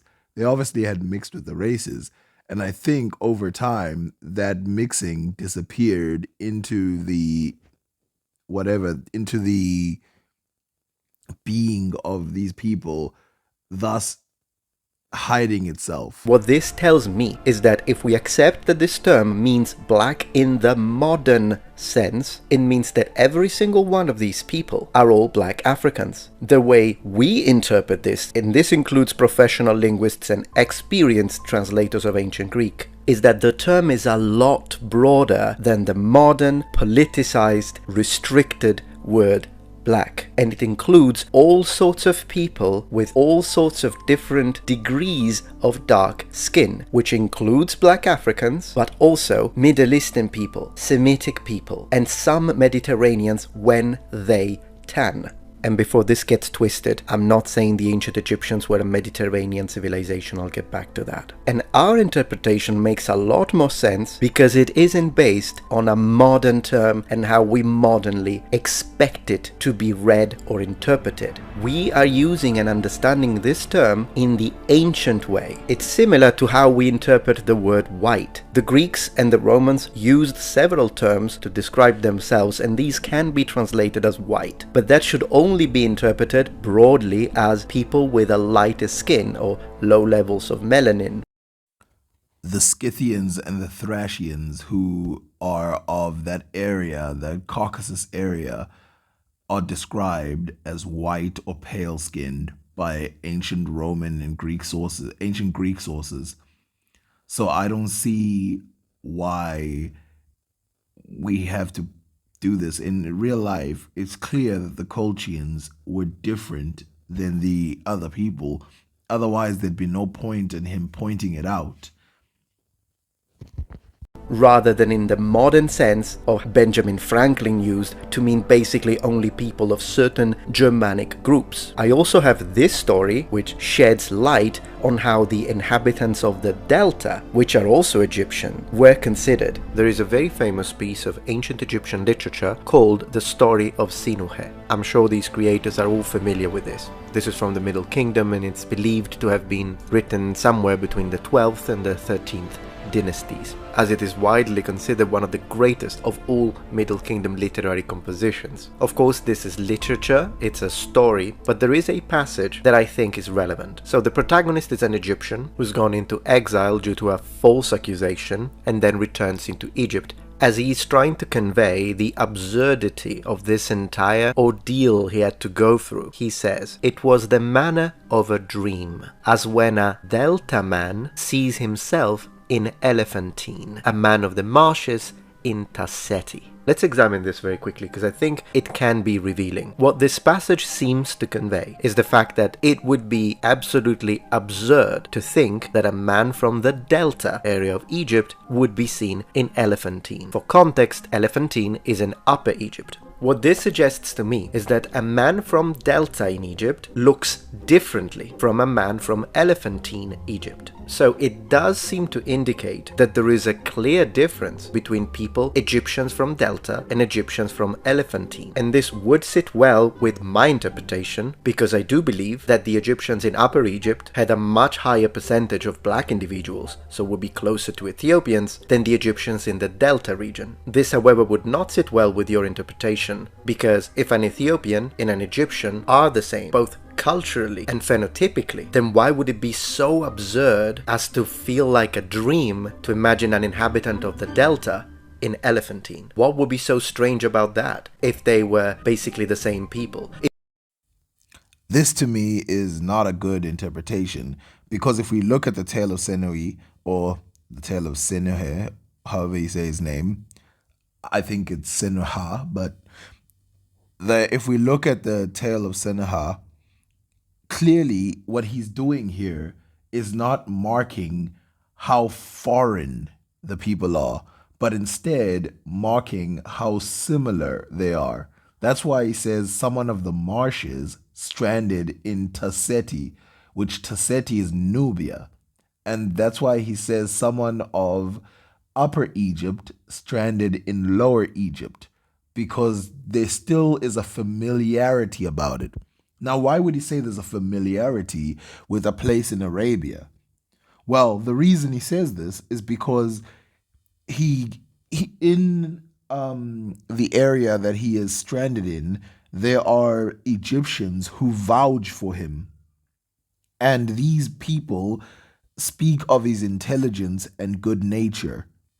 And so what he's describing here is that it's almost like he got a stroke of good luck, because suddenly he finds himself amongst people of his own kind, though foreign. If we read two translations, we can see that they're getting to this. It is as if a slight of God as a Delta man seeing himself in Abu, or a marshman in the land of the bow. Or the other one, it was like the plan of a god, such as when a man of the Delta finds himself in Abydos, or a marsh dweller in Nubia. If his point is to stress unfamiliarity, then I don't know why he would say a marsh dweller in Taseti when he could have said a marsh dweller in Lower Egypt, or he could have said a Lower Egyptian in Taseti. This would drive home the point that he's talking about being stranded amongst completely foreign people. To drive home this point, I will read the whole thing. At daybreak I reached Peton and alighted at the land of the great black water. Thirst struck me. It overwhelmed me. I panted, my throat parched. I said, "This is the taste of death binding my heart and my body." I heard the sound of lowing of cattle and sighted Syrians. I was spied out by one, and their scout who had been in Egypt. Then he gave me water, and milk was cooked for me. I went with him to his people. What they did was good.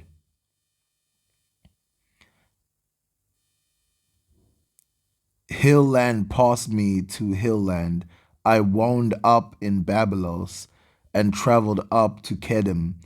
I had spent a year and a half there when Ameneshi fetched me, he being a ruler of the hinterland of Syria. He said to me, "You would be well with me, you can hear Egyptian." He said this because he knew my character and had heard of my talent. The Egyptians who were there with him had given witness for me. Then he said to me, "How is it that you have reached these parts? Has something happened in the residence?" Then I said to him, "The dual king Sehetepebra has gone to the horizon. How it happened is not known, but I was told indirectly. I was coming with the Temehi land army when it was reported to me. My heart failed and brought me on the road of flight. Though I had not implicated and no accusation had been made against me. Though slander had been heard and my name had not been mentioned by the reporter, I do not know what brought me to this hill land. It is as if a slight of God, as a Delta man seeing himself in Abu, or a marshman in the land of the bow." You see, there's nothing about race there. There's nothing about someone being struck or whatever. He's talking about himself being in an area that is foreign. If all Egyptians were 99% black, and if Ethiopians and Egyptians looked the same and were so intricately connected, And the other reason why this is very significant to us as a team, because it also attacks this argument frequently presented by Mr. Imhotep, whereby before the Romans and the Greeks, all Egyptians were black, but after the inclusions of the Greeks and the Romans, that's when the Egyptians start changing as a population because of interbreeding. If that were the case, then a man from Delta and a man from Elephantine should be the exact same from the perspective of this ancient Egyptian. Although I disagree with the idea that Egyptians were 99% black until the Romans came or the Greeks, I don't agree with his interpretation of the tale of Sinuhe. I think the way he's reading the race into it is actually more of a modern perspective. Also, it's probably based a little bit on Herodotus and what they said, where they said that the people of the marshes are half this and half that. If you take away all of that, what proof do you have that the people of the marshes are foreign to the people of Taseti, or that the people of Lower Egypt are foreign to the people of Upper Egypt? It's quite clear that what he's talking about is geographical location, and that it was as an act of a dream or the act of a god or fate or destiny that he finds himself in an area and he does not know why he went there. It's more about why he's there, not that the people are of a different race. Also, consider the fact that this book was written for people who are Egyptian. And so it's to show them a similar scenario. Some of these people would be completely unfamiliar with those regions. And so it's to show them a scenario that is similar. Like, oh, it's like being flung in a foreign territory. The Middle Kingdom. This is how I defend my usage of the word olive skin, because even when we look at Herodotus, which is the first one you quote to demonstrate that the ancient Egyptians were black, well, he used the same term to describe people of the Near East. Hence my choice to use olive skin, because it includes people from the Near East and people from Africa, depending on the hue. What you are doing instead, by using a politicized term, black, you are specifically trying to encapsulate the words of the ancient and read them in a modern sense. And when I talk about tan, it's because we do have examples in which sometimes this word is also used, again it's polysemic, to mean a tan. For example, the case in Ulysses, when I read that story about Athena, which for some reasons you rejected because it's mythology, but then again that's very strange that you would do that, since all I was doing by utilizing words used in mythology is cross-disciplinary examination. At this point, I will call to logic. Does it make sense to call the people of Egypt black, knowing that they could be mistaken with Ethiopians? I mean, he knows that the word black is also used for Ethiopians. So why does he not distinguish the difference between the black in Ethiopia and the black in Egypt? Why does he distinguish this black in Colchis and then go further to say that the people of Colchis are not native to that region, but instead their black skin has to do with them being native to Egypt? Does that not sound more consistent than, oh, in the Middle East there's a bunch of people who are black, but then the Greeks describe them as white?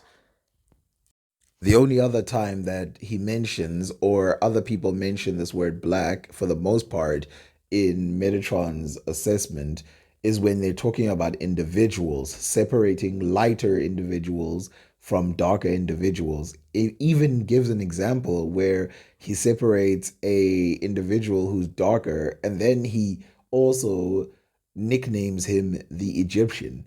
This to me means that the Egyptians were generally taken as black because he would have been or could have been nicknamed the Ethiopian. Nothing wrong. Standard practice in academia when you're trying to contextualize a word and you need more examples. Doesn't matter that it's used in mythology. It's still a word in their vocabulary, and we can see how they use it and learn from it from a linguistic standpoint. So, were the ancient Egyptians white? No, these passages just debunk that. You're welcome. But there is a connection with Semitic and Asiatic people. You can of course decide to disagree, but at least you can see where I'm coming from. And classifying these opinions that we form based on how we read the classics as lies is not fitting.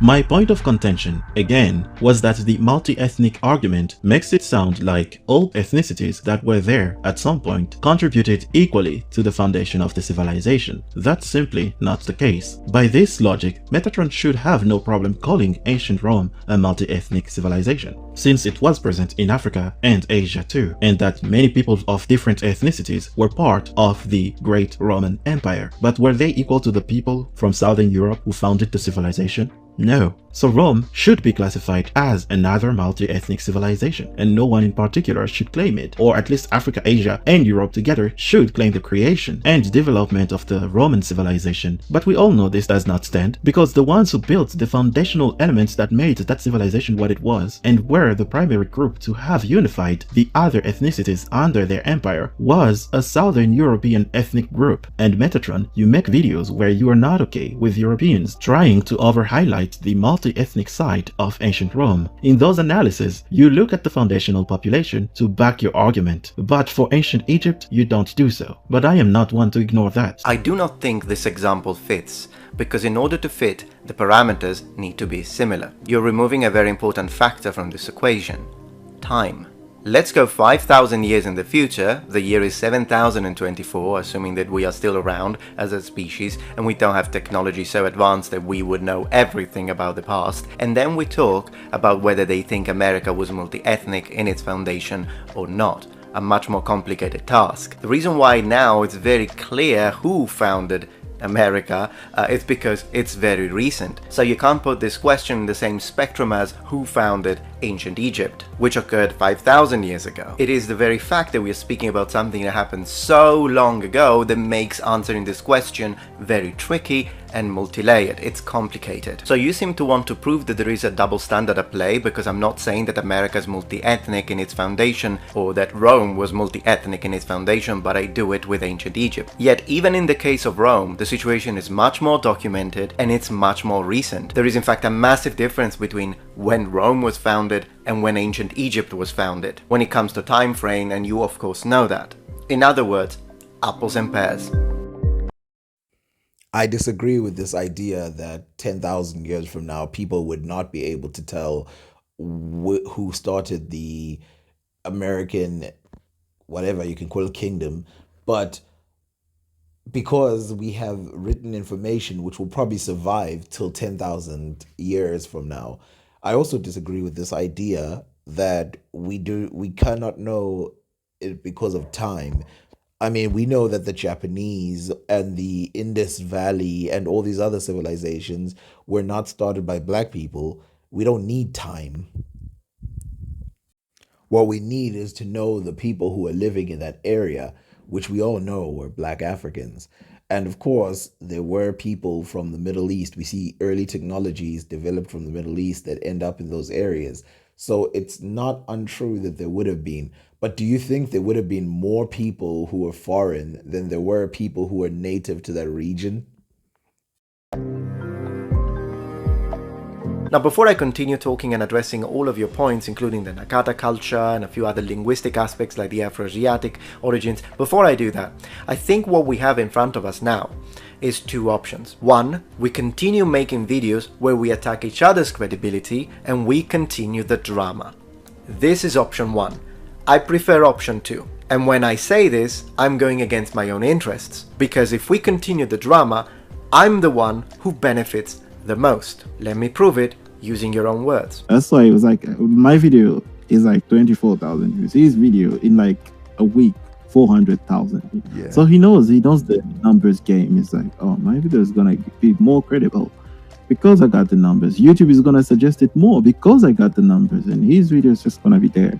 For me instead, I'm the one who gets more views. My average watch time on that video response is extremely high, and I gained 20,000 subscribers from these two videos alone, together with 1.5 million views. And I'm not saying this to flex, I'm saying it so that you will believe me that I'm once again in good faith when I say, if we continue the drama, it's good for me. But I'm not here for the views, I'm not here for the drama, I'm here for the truth and for the benefit of my audience, and why not, by extension, yours. So let me tell you what option 2 is. Here's what I offer. Option 2. We ditch the liar, manipulator drama, and we instead, behind the scenes on neutral ground, try to find what points in commons we have. Think about it. You say I lie and you have the truth, and your subscribers believe you. My subscribers don't. No change. Vice versa, I say you lie and I have the truth. Your subscribers don't believe me, mine do. No change. That's because people want to look at facts through the prism of what they already believe. But what happens if we find areas where we agree on? But considering where we stand, whoever ends up watching those videos, whether it be from your community or mine, will know, oh well, if they agree on this one, it must be true. Imagine the potential from an educational perspective, and it would be a great way to set an example, as we, as creators, look beyond our own personal interests and monetary gains, and look out for the benefit of our audiences. Given that Metatron has already conceded some points, it seems like he's talking way in good faith, and I already knew this. Again, like I said, I've watched his channel before, and I know his character is like this. So I say that this is the best option forward, personally. We put them first. To give you an example of what that would look like, was the Sahara Desert a barrier? You know that some of the people that attack the idea of a Black Egypt use this as an attack against you, and then you, generally speaking people who believe in the Black Egypt theory, show evidence to demonstrate that the Sahara was not, in fact, a barrier. Well, we agree with that 100% as a full team. The Sahara Desert was not a barrier, and we can prove it with passages, for example this one. The interior of Africa in a southern direction beyond the Gaetuli. After having traversed the intervening deserts, we shall find, first of all, the Libyan Egyptians, and then the country where the Leuca Ethiopians dwell. That was Pliny. And there are many other passages to demonstrate that. Now imagine if we could sit down and find 10, 15 points, like, oh yeah, we both agree that this specific pharaoh was indeed black. Yes, I agree with this. And of course, I agree with the idea that the Sahara was not a barrier. But I also think that it wasn't a barrier for other reasons that are not mentioned here. And I think this is a good way of moving forward. Or we agree on this other point. All of this with the common goal of creating an ethos of open source and transparency for people to access. The views we all collectively gain when discussing these topics clearly indicate an increased interest in empirically grounded research on this topic. There are a few things that I need to clarify when it comes to my original statement, when it comes to ancient Egyptian belonging to the Afro-Asiatic subgroup, and then all the following discussions that came from that. First of all, I don't understand why you think Hamito-Semitic is a racist term. When I discussed ancient Egyptian as a language, I said it was Afro-Asiatic, and I also used the term Hamito-Semitic. Although I think I did mispronounce it on that video and I said Camito-Semitic with a K, that is because that's how we say it in Italian, by the way. With that being said, one of your points of accusation is the fact that Hamito-Semitic is a racist term, and you motivated that with this guy being offended by it because it has religious connotations, I suppose. Hamito-Semitic, it is absolutely still in use in mainstream and highest level academia, as you can see here. The term is also still being used by some of the highest and most respected Egyptologists in academia, for example, the main professor at the University of Rome, La Sapienza. And just because you found this scholar who is offended by it and thinks that it's racist and also doesn't like the religious connotation of it, it doesn't mean that now no one can use it, otherwise we will all be accused of being racists. Now, I understand why he doesn't know or why he wouldn't find this word offensive, but the fact that the word Hemite, which is in that Hemito, the word Hemite meant a black slave, meaning that black people descend from Ham, Shem, Ham, and Japheth, and Ham, we descend from him, and apparently that would make us black slaves because we were cursed by God for peeking at Noah after the flood. The reason why this is offensive is obvious, because it further pushes this idea of black people being subject to white people. Now, the reason why we find it very offensive is in science and in history is because whenever a racist person wants to point to this word, they go, look, they're still using it in science. That's not a good thing. For them, it feels like it's a confirmation that even the scientists agree that the curse of Ham is real and that the black people are Hamites. We are not Hamites. We are Africans. Still a foreign word, but we accept that one because it doesn't come with a negative connotation.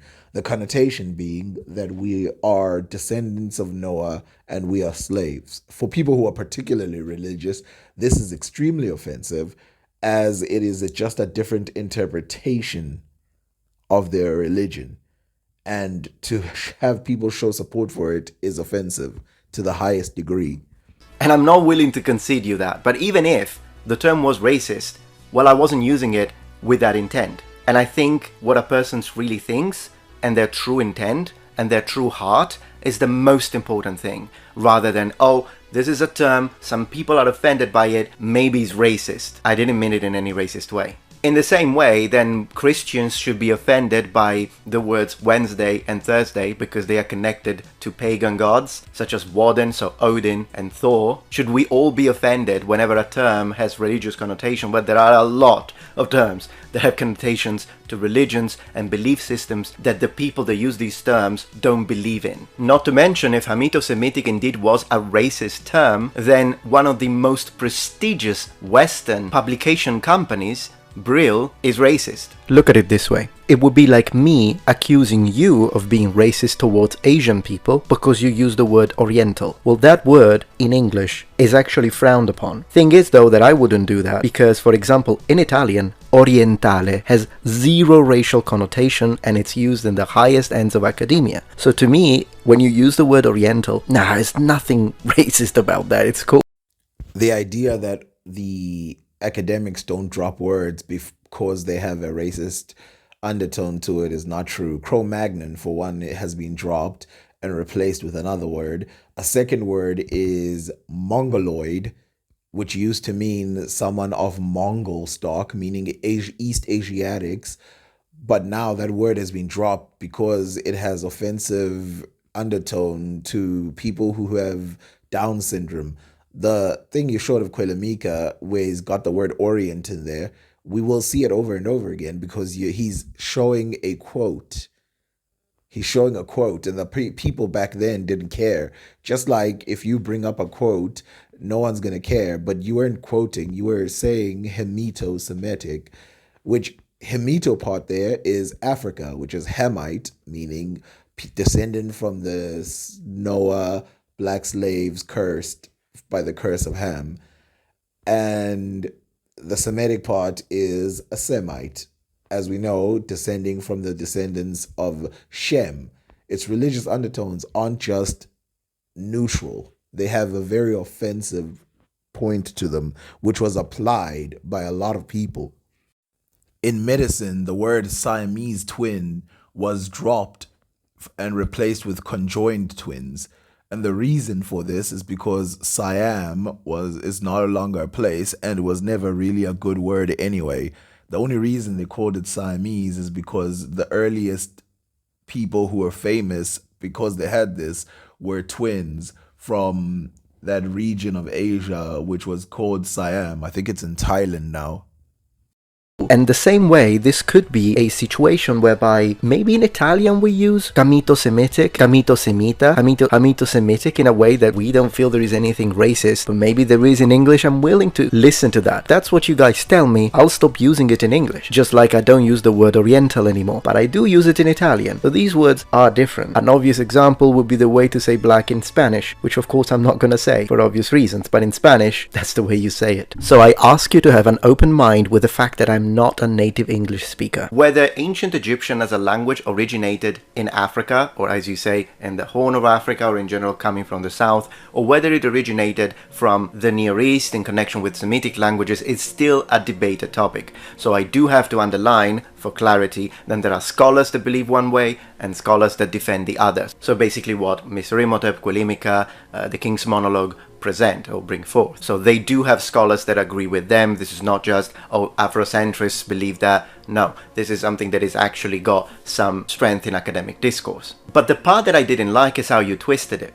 So you're trying to prove that Afro-Asiatic languages are mostly African and only the Semitic branch, so only one among so many languages, is believed to have originated outside of Africa. And when you say it that way, it makes it sound that, yeah, so the majority of speakers of these Afro-Asiatic languages speak languages that originated in Africa, and only a little minority, the Semitic branch, speaks languages that haven't originated in Africa. But the reality is that the Semitic branch alone has an enormous number of speakers, which is why I believe it is absolutely pertinent to call it Afro-Asiatic. And I don't have a problem with Afro being at the beginning and Asiatic being latter, because yes, the majority of these languages do originate in Africa, so put Africa first. But the Semitic branch, you really underplayed it in the way you explained this. You do need to put into context the fact that the Semitic branch alone has an enormous number of speakers, and the languages have a massive importance within the subgroup.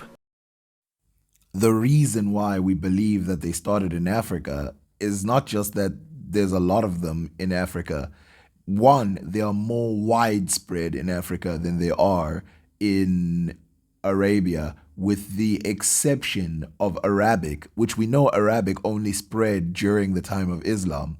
But if we look at the other languages like Akkadian, Babylonian, Assyrian, Phoenician, Ergatic, and Hebrew, Amharic, Aramaic, the thing that we know about them is that these languages are stupidly similar, which means they have a common origin that is closer to each other than these other branches. For example, the Cushitic and the Omotic are in a similar region, but the languages are so vastly different that we have to put them in two different groups.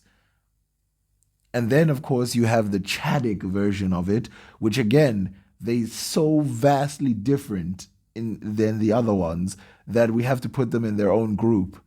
And of course, there's the Berber, again, so vastly different that we have to put them in different groups. Not only this, they're occupied by multiple different people of multiple different, let's call them subracial groups.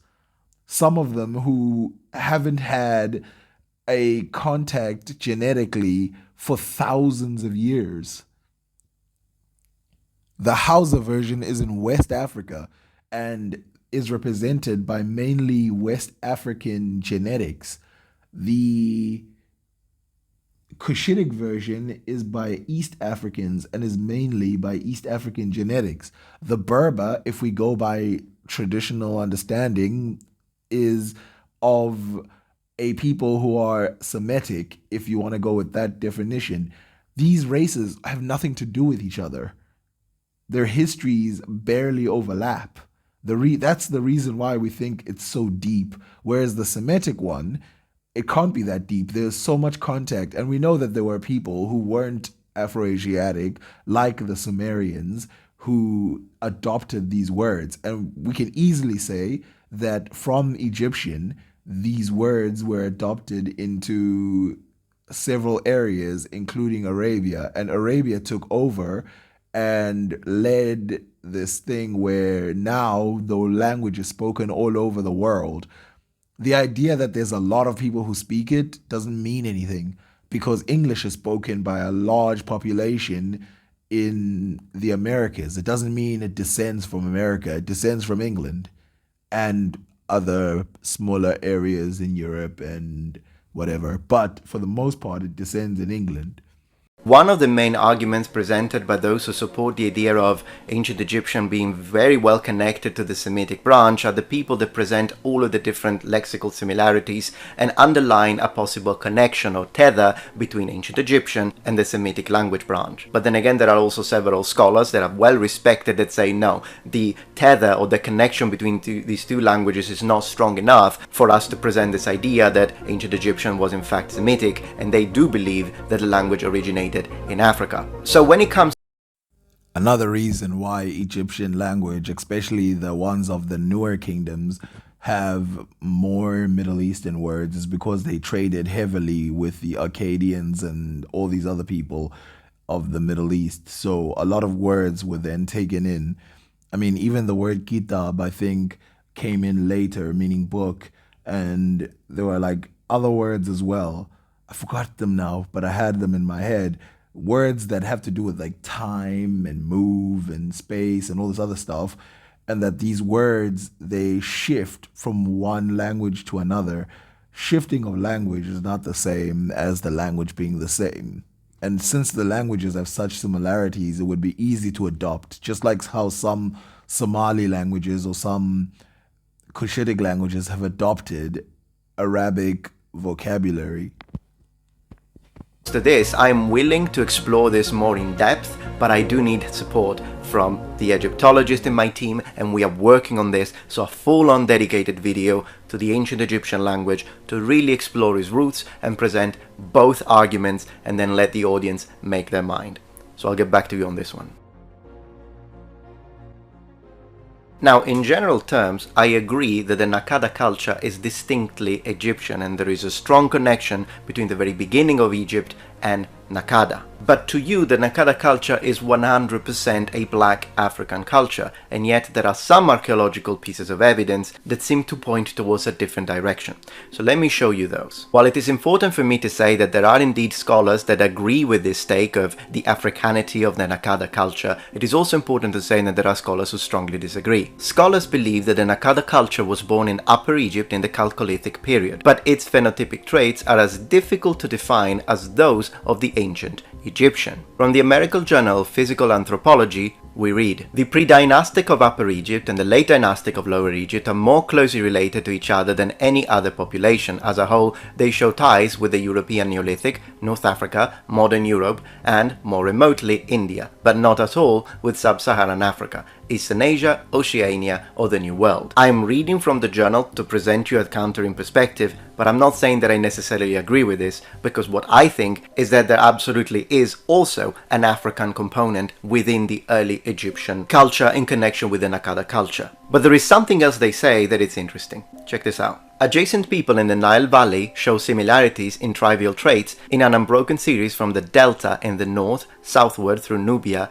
and all the way to Somalia and the Equator. At the same time, the gradient in skin color and body proportion suggests long-term adaptive response to selective forces appropriate to the latitude when they occur. An assessment of race is as useless as it is impossible. Neither clines nor clusters alone suffice to deal with the biological nature of a widely distributed population.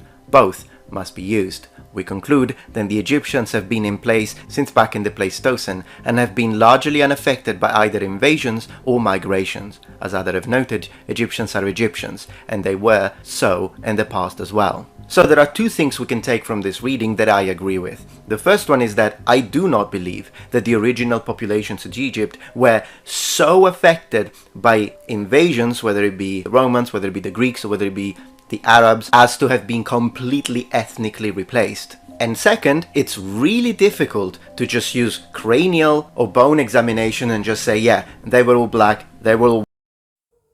For those who don't understand why we believe that Arabs did this displacement, look at Sudan, for example. Obviously, under Sudan, we all have agreed that under Egypt, Sudan was there, and in this area there were these black, really black-skinned people, and we see this highlighted. The Dinka people have occupied that region, or the people who are Dinka related have occupied that region forever. But now it's mainly dominated by Sudanese Arabs who are part black and part Arab. there's been a major invasion of people from Arabia in Africa, replacing certain populations. Now, given how close Africa or Sudan is to Egypt, is it impossible that the same thing happened in Egypt? And also, there's been a significant amount of Abyssinians. At least 1 million black people have moved into Yemen for the last 2,000 years. It's not impossible. It's more a matter of did it happen or not, rather than is it possible, because it happened. Even the amounts of black people, go look, do me a favor, go look how many black people were moved into Arabia during the Arab slave trade, and ask yourself, how many Arabs do you think it took to go fetch all those people? White, they were all olive skin, Middle East and what have you. Besides, when we look at the archaeological evidence, in my opinion, it becomes more difficult to categorically state that Nakada culture definitely derives from the south, independently from a possible ethnic connection with the Nubians. Nakada people from the chiefdom Hierakonpolis conducted a violent expansion into Lower Nubia in the mid-4th millennium BC. The violent encounters with the natives are testified through evidence of interpersonal violence in 5 cemeteries of the predecessors of the A group people, young males buried with weapons in a Nakada cemetery in A group territory, and a settlement pattern shifting southward. And this kind of violent confrontation, which is backed by archaeology, seems to suggest that the ancient Nakada culture, which was created and originated in Upper Egypt, was in fact distinct from the Nubian group A culture. It's true that the Nakada culture fought to the A group culture, and that there are some Middle Eastern items and maybe even Middle Eastern people who are coming in from that area. But this does not mean they don't belong to the same culture. To me, this is the same as saying that the Japanese during the Middle Ages definitely were not the same culture because they fought against each other. This doesn't make any sense. They're the same culture. They're just fighting against each other because they have differences. And in some cases, they have differences that are made up, which are trying to make them feel like they're not of the same group, even though they are. Fought. Still, from the American Journal of Physical Archaeology we read, the Ethiopian element present in the crania in connection to the Nakada culture is absolutely a real thing, but it doesn't characterize in a univocous way the ethnicity phenotype of the culture, and above all, its variation, which show, just like the previous Badarian culture, important influxes from the Near East on a genetic basis. So what this shows is that we are in front of a continuous superimposition of different ethnic groups throughout the history of Egyptian culture, including the possibility of the Natufiana culture from the Near East, which brought farming and left a genetic trace. This is why, to me, the idea that elements of the Nakada culture, having conquered, had imposed themselves as a ruling class in Egypt is too simplistic of a vision, and the most recent analyses opt for a much more articulated picture with a long process of cultural exchange, violence between Upper and Lower Egypt. In particular, imagining the Nakada culture as being entirely an emission from further south contradicts the archaeological evidence independently from a possible ethnic connection with the Nubians.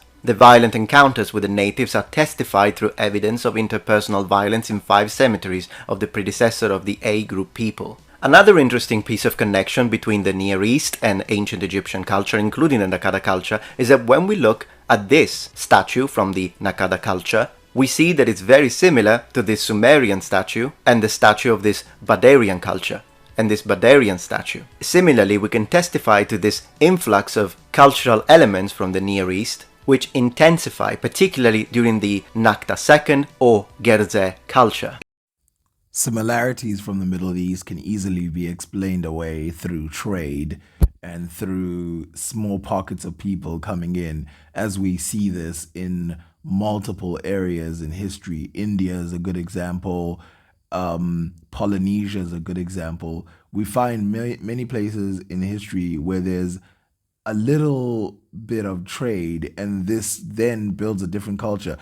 If you want to find a task, go look up Khoi culture, the Khoi culture, or even East African farming. A lot of influence you get without any cultural fusion or genetic fusion. This happens a lot, and given how many times Egypt and Asia came together, I'm not surprised that there is cultural fusion. Remember, it's easier to pass a language, it's easier to pass tools, and it's easier to pass weapons and animals than it is for people to just move in and completely take over. If the nearest element is a lie created and fabricated by the West, then how do you explain these similarities? As a demonstration of this slow but constant migration of Near Eastern elements throughout the entire history of Egypt, we see that DNA analysis of Egyptian mummies at Abu Sir el-Melek includes specimens starting from the New Kingdom, which show an affinity with the genetic heritage of the Near East of Neolithic and Bronze Age cultures. And what I just said was from the University of Cambridge. Why should I not believe them? Why should I think that the University of Cambridge is lying? Still, when Since we trust the University of Cambridge, how about these studies that show that the ancient Ethiopians from 4,500 years ago were fully 100% African, and so they show that the Ethiopians or the Asiatics that did a back migration into Ethiopia came within the last 3,000 years, because 4,500 years ago, the people were completely Ethiopian. Now, if we consider this, then that means that there is very little time for the Afro-Asiatic language to take over. Secondly, there's very little time for the people to genetically take over. And it also means that the ancient Egyptians who came in by 2000 BC would have been a more recent influence than a more older one, as old as some of these Nakada A culture people that we're talking about.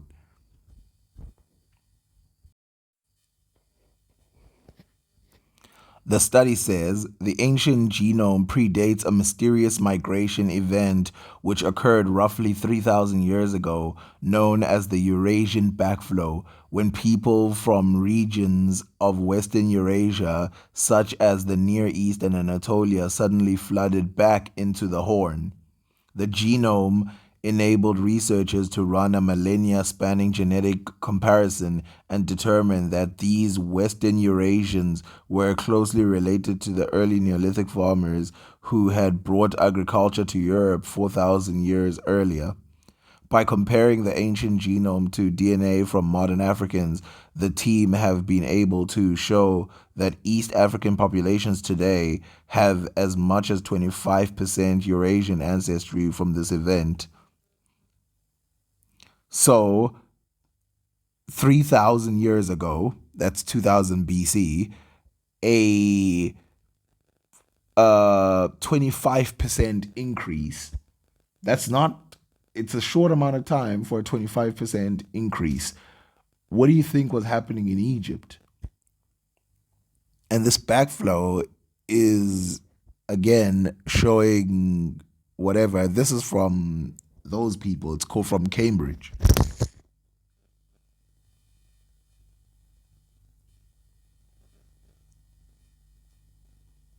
Something else that's interesting is that it says here, the ancient motor genome allows researchers to jump to before another major African migration, the Bantu expansion, when speakers of an early Bantu language flowed out of West Africa into central and southern areas around 3,000 years ago.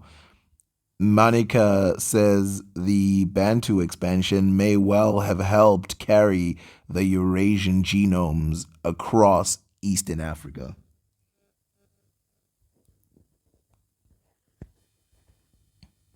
When it comes to DNA analysis and what it proves, I can read what they say, but I'm not an expert. And as far as I understand, neither of you. The University of Cambridge says this: usually you tend to debunk these DNA tests when they present mummies that seem to be connected to the Near East or even Southern Europeans. But you do push forward these studies about melanin quantities within to over 200 mummies that I think King's Monologue was kind enough to share with me. So what I decided to do is that I'm going to come back to this DNA section, but after having had someone in my team, so adding a genetist to my team, so we can have a look at these from the perspective of a professional. Because I found these studies on the melanin contents on these mummies that King's Monologue sent to me extremely interesting. I've been watching this video. Hopefully I'll be able to have access to the studies proper rather than a video talking about the studies, because that's the way you do it. I couldn't really find the study proper, so it would be great if you could give it to me. Then I will readdress the soul DNA part with, again, as I say, a professional. We'll look into it and we will discuss this more deeply, but on a dedicated video. Metatron, our king of rigor and goodwill, spends his time acting like the Delta or Mediterranean region of Egypt is the most relevant part of that country, while the south is the land of the inferior blacks. So, the ethnic or true Egyptians are the southerners that Metatron seems to look down on because they were black. It's the audacity, isn't it? How dare you? How dare you, African? How dare you, African, challenge my Eurocentric knowledge? Okay, so this is a very serious accusation. So I would like to ask a favor to my black subscribers and supporters, because I know you are there in the thousands, if not tens of thousands. I see you in the comments all the time. Do you feel that these two statements pushed forward by Mr. Imhotep represent accurately the way you think I feel about my black subscribers? If anything, the reason why I keep talking about African history, even though people wouldn't want me to, is because I also have black subscribers that do want me to keep going, and therefore I will. And even though you can disagree with everything I say at a scholarly level, I don't think it's correct to try and insinuate or put into people's minds the idea that I have some sort of racist approach to this. That is really out of place. There is zero racism in my mind. Zero. Because as a religious and Christian man, we're all children of God. Because I saw his response to another big YouTube channel. It wasn't the same energy. He was very cool, calm, just like, yeah, this guy, I'm having a conversation here, but this with me was like, man, you're gonna get it. I'm gonna show you that I'm... Okay, this is a very valid point of critique, because kuelimika has rightly noted that even though usually when I make response videos to other channels, I tend to be milder, whereas in my response video to him, I was somewhat passive-aggressive. Even though then again, I showed respect, it's just that you guys cut out every single section where I did show respect, at least Mr. Imhotep did. Well, you guys watched it, but you didn't believe it. I don't say it's 100% true, because for example on this video, I go even harsher when I respond to a specific channel in there. Feel free to check it. So to you, I kind of used a mid-range tier. I didn't go super soft, but I didn't go full force. Regardless, why did I choose to not be like nice, and why was there a certain smug tone in some of my responses to you? Well, I hope that you'll be able to see where I'm coming from here, because after you made your initial video response, as I say, I got flooded by people saying this, which already didn't really put me in the best state of mind, but then the King's Monologue started responding,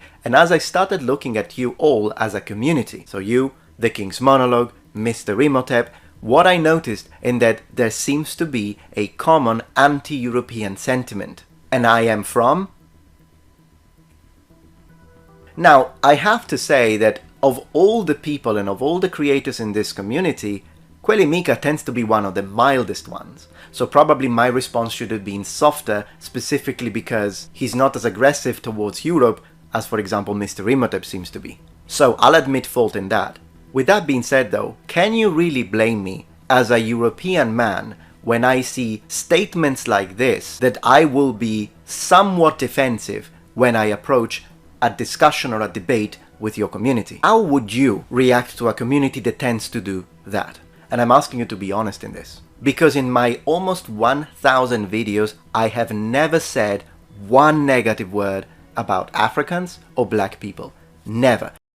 It's clear that Metatron is not familiar with this space, but I have to say something, which is these type of people, the content here, usually they spin in their own circles, where actually I'm surprised that some of your scholars agree with some of the stuff that we said, because usually they just are like, nah, you don't know what you're talking about, we're the scholars, and then they move in the other direction, which is probably why there's such a battlesome effect about it, because it's more about holding your wall than, giving up an inch. And for you to give up an inch, I think that's very admirable. And I've only seen like 3 people do that, where they're like, okay, I've been shown more evidence and I agree that it works. On YouTube, I've seen one, I think, who did that.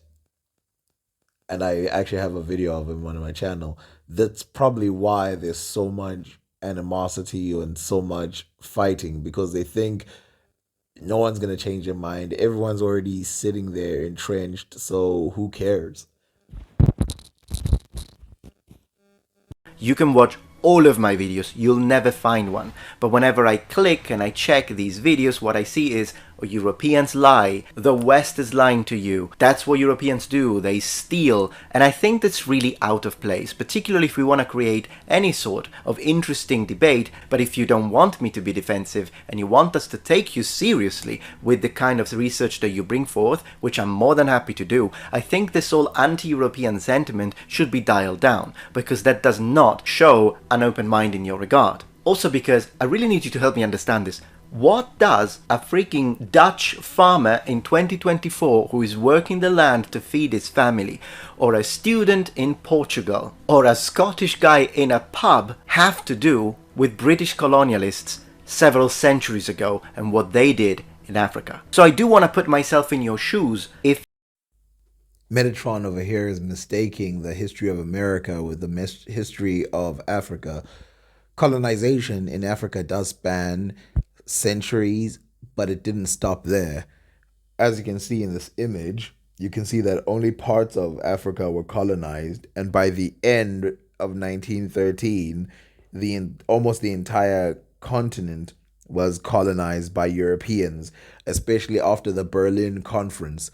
A lot of African countries started getting their independence at about 1840, thereabout, and some of them have got their independence in like 1993. South Africa got its independence in 1993. That's when black people were allowed to vote in South Africa. It's Zimbabwe, I think it was in the 80s. That's when they threw off the colonists. It's not this thing of like, oh, it's centuries ago like it is in America. In Africa, it's actually really recent. I mean, look up when the Europeans left Congo.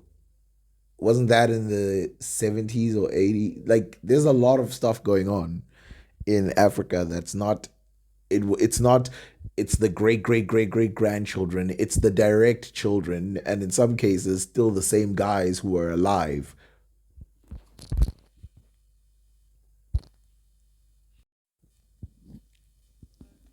British Africa, as you can see in this map, shows when the British were holding places in Africa. As you can see, South Africa, 1931, 1965, 1968, 1964, 1976. This is British Africa, 1951, 1922, 1956, 1961, 1965. This is recently. The same royal family that is in England right now, chilling, was responsible for this. So to say that to us, it's like, oh, it was a long time ago. Not to mention in Italy, Benito Mussolini tried to mess up Ethiopia just now. If you want to condemn and attack colonialism and, the tens of thousands of artifacts that they stole from African people and still show in their museums, do that. But there is no reason to say Europeans lie, because then you are taking innocent people, me included, that have nothing to do with what happened centuries ago, and you're still holding us accountable and saying that what we do is stole and lie. What the heck do I have to do, or we modern Europeans have to do, with what some colonialists did? You should be angry at the governments of the people in power at that time. And considering the fact that, for example, the King's monologue said that I shouldn't put all black people in one bucket, I agree with you, but then you should also not put all white people or all white Europeans in one bucket, because a French, a Portuguese, an Italian, a Spanish, an English, a Dutch, and I can keep on stating nationalities. We are not all the same. When you say that all of us are liars just because we have light skin, then I'm gonna have a problem with that. And I think you see where I'm coming from. And again, it's true that you shouldn't just hate someone for someone's skin color. And of course, random people in Europe didn't necessarily have something to do with what we're talking about. But if we talk about generally scholarly stuff, some of these universities that are up and still hold some of the views that they used to hold back in the day, they were responsible for some of these beliefs that are in the system. You mentioned yourself that they still have Hermetic in their writing. Yeah, of course they do. They have that because they have a bias, a bias towards themselves. That's why they got rid of the word Cro-Magnon, because it's easier to get rid of it, because it was a lot of it was related to the Nazis and stuff like that, something that they can relate to as a negative. But when it comes to stuff like Hermetic, which is an entire continent being shunned, they don't. Those people are not gone. A lot of them are still alive today who pushed these anti-civilization messages. Also, the African civilizations, which were then dug up, which I talk about on my channel, a lot of them were denied by some of these universities, and they said it was the Egyptians who built them. It was, recent. It was Europeans. People brought it recently. They're not old. These are the same universities. So forgive us for not saying specifically some dude dealing with ducks in a farm somewhere is not responsible, but a lot of these universities are responsible. And I don't mean in 1335. I mean like 40 years ago, 20 years ago. And that's what your community looks like from the outside. Now, you do whatever you want. If you take a moment because of this video and you think, yeah, I think he has a good point, let's bolster and present the positive aspects of Africa and let that speak on its own, rather than trying to continuously condemn modern Europeans and modern people due to their white skin, and let's drop that negative aspect, then I think you would benefit enormously in public opinion. But if you don't want to do that, which is perfectly your choice, of course, freedom of speech after all, then don't be surprised if then people either of a European descent or a 100% European like me will look at what you present and have a preconceived negative mindset. What did you expect? So do you see where I was coming from when I made my original response video? It seems like from all the people of these regions, only the Egyptians are pale-skinned with a permanent tan. The others are just depicted white or yellow olive, despite the fact that they tan too. Does it mean that the Egyptians love to depict themselves tanned and never with their natural light olive complexions, while they always depicted the others pale without tan despite living under the same sun? Because if we say that they were tanned, it means that their complexion is not their natural complexion. Actually, Mr. Imhotep made a very good point here. I have to admit that, even though I hate the rest of his video. But this is a good point when he's combating this idea that I was presenting, whereby the ancient Egyptians color we see could be the result of a tan. So now he kind of convinced me that it's more possible that that is their original color, not a tan. And because of this, I will now explore this possibility with a different mindset. Thanks for this one. But following Metatron's weak logic, skin color defines ethnicity, and Egyptians were the light-skinned people, while all people living in the south, that he called the blacks, were darker than the Egyptians. Egyptians that he called the light-skinned people, like the mysterious ancient northern Indians, by the way, thus making it impossible for the Egyptians to belong to the black ethnic group, since the colors are not the same. Just with these very basic visuals, I completely annihilated Metatron's entire video.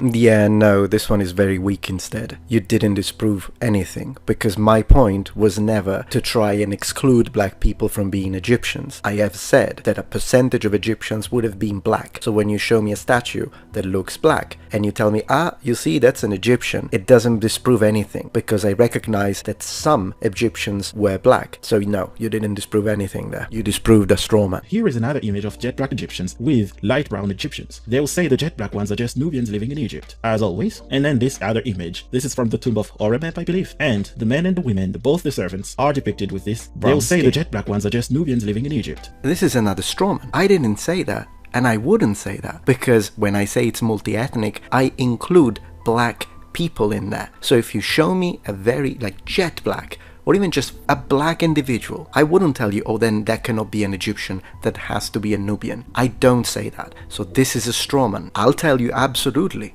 black Egyptians also existed. There's more to consider, though. Metatron himself might not call these people Nubians, but 100% the Egyptologists, some Egyptologists, always do this. When they see a black person, a really dark person, or hair, like the mummies that have hair that's very coarse, they say, oh, that's a Nubian. And when you ask them, or when you inquire for more information on why there would be a Nubian, the answer is, well, they've got this feature of Africa, so they must be a Nubian. More than this is that the Nubian wig, called Nubian wig, they talk about it as the Nubian wig, but I want you to explore this for yourself. Why would West Asians cut off all their hair and then put on black people hair on their head? Most people in the world, when they wear wigs, it usually matches their being. Why would they use Nubian haircuts, Nubian wigs? Aren't those just wigs or hair that is natural to those people? But again, we saw that picture that I showed you. You saw that the Nubian hair, the Libyan, and the Egyptian, they matched, and only the Asiatic had this big, straight, puffy ball on his head.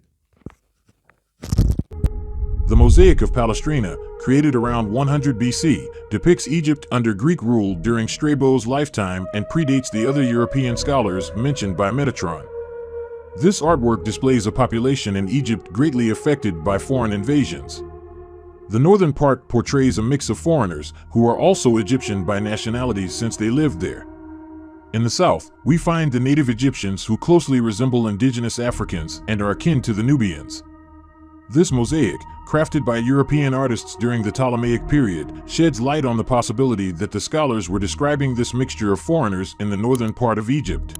Whenever you show me an ancient Egyptian that looks black, I'll tell you, okay, that fits within my multi-ethnic position. And of course, if you happen to be able to show me so much art from a specific period, and you show me, look, in this period, 80%, 70% of the art looks very dark-skinned individuals, and then we examine the pigments, and we're like, yeah, this is real. A lot of more people were black in this specific dynasty or in this specific section of Egypt, then I'll be more than happy to readjust my percentages, but it's still multi-ethnic for me, until you can prove the 99%, like Mr. Imhotep puts it, of all Egyptians were black throughout the entirety of ancient Egyptian history, all the way up to the Romans and the Greeks arriving, which is a very hard thing to defend, because all I need is to find one pharaoh and be like, okay, this guy, genetic testing, he was not black, and that's already a problem, which is why I think sometimes you attack so vehemently any proof or any archaeological piece of evidence that shows a significant contribution from the Near East,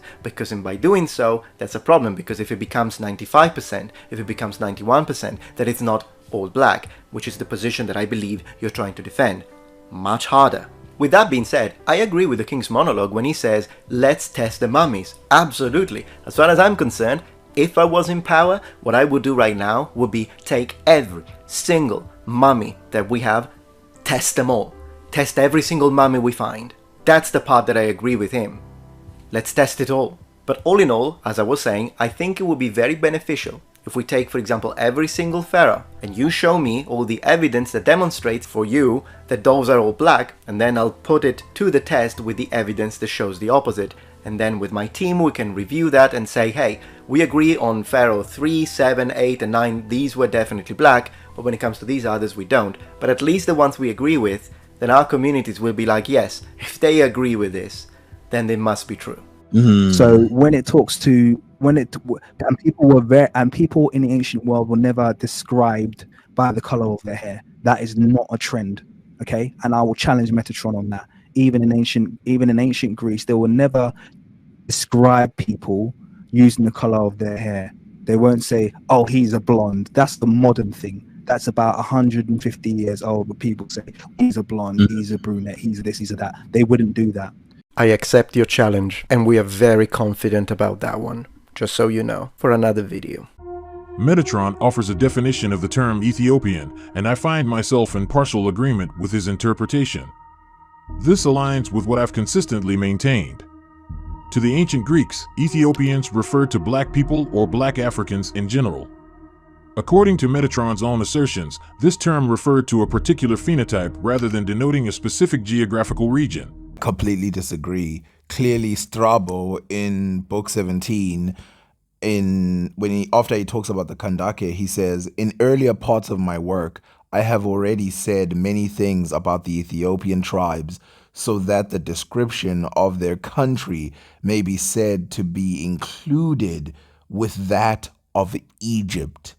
In general, the extremities of the inhabited world which lie along the side, the part of the earth that is not temperate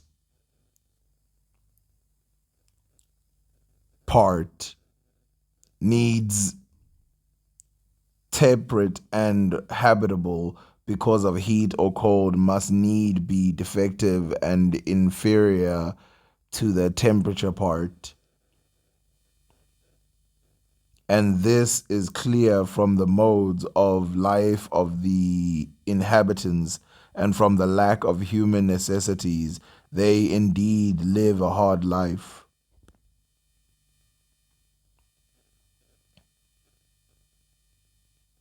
Go almost naked and are nomads, and their domestic animals, sheep, goats, and cattle are small, and their dogs are small, though rough and pugnacious, and perhaps it is from the natural smallness of the people that men have conceived of pygmies and fabricated them, for no man worthy of belief professes to have seen them.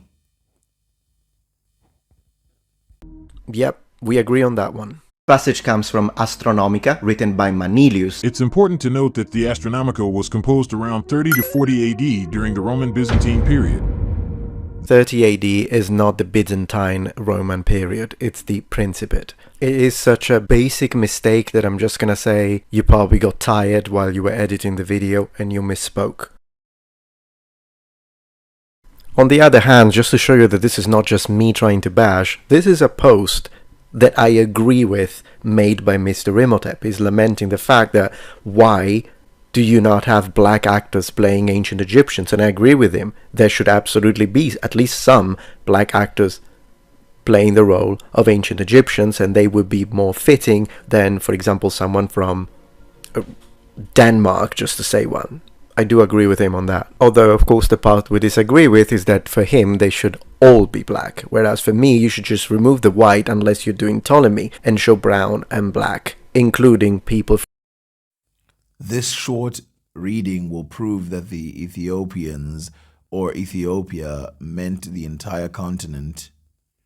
But before we go into that, I want to address this race thing. It's not just movies. They need to fix documentaries and stuff like that, because a lot of their documentaries, they don't include black people. They only include people who look like North Africans today.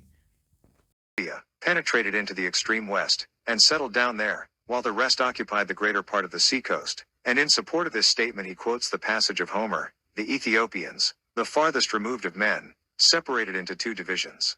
2.27 These and other more stringent arguments may be urged against Aristarchus and those of his school, to clear our poet from the charge of such gross ignorance.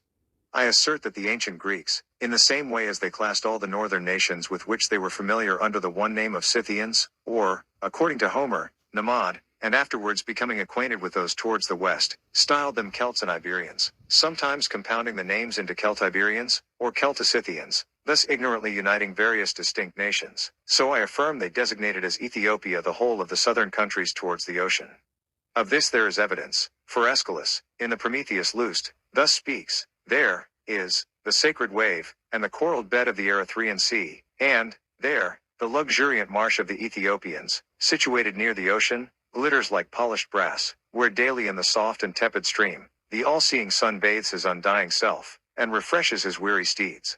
And as the ocean holds the same position in respect to the sun, and serves the same purpose throughout the whole southern region, he therefore concludes that the Ethiopians inhabited the whole of the region.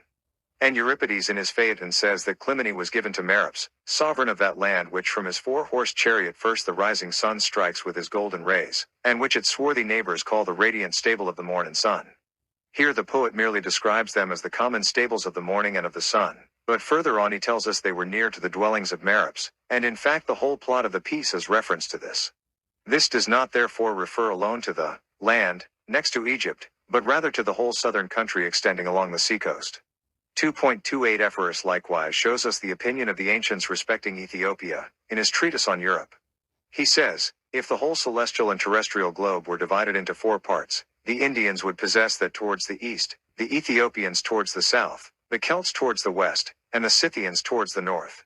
He adds that Ethiopia is larger than Scythia, for, says he, it appears that the country of the Ethiopians extends from the rising to the setting of the sun in winter, and Scythia is opposite to it.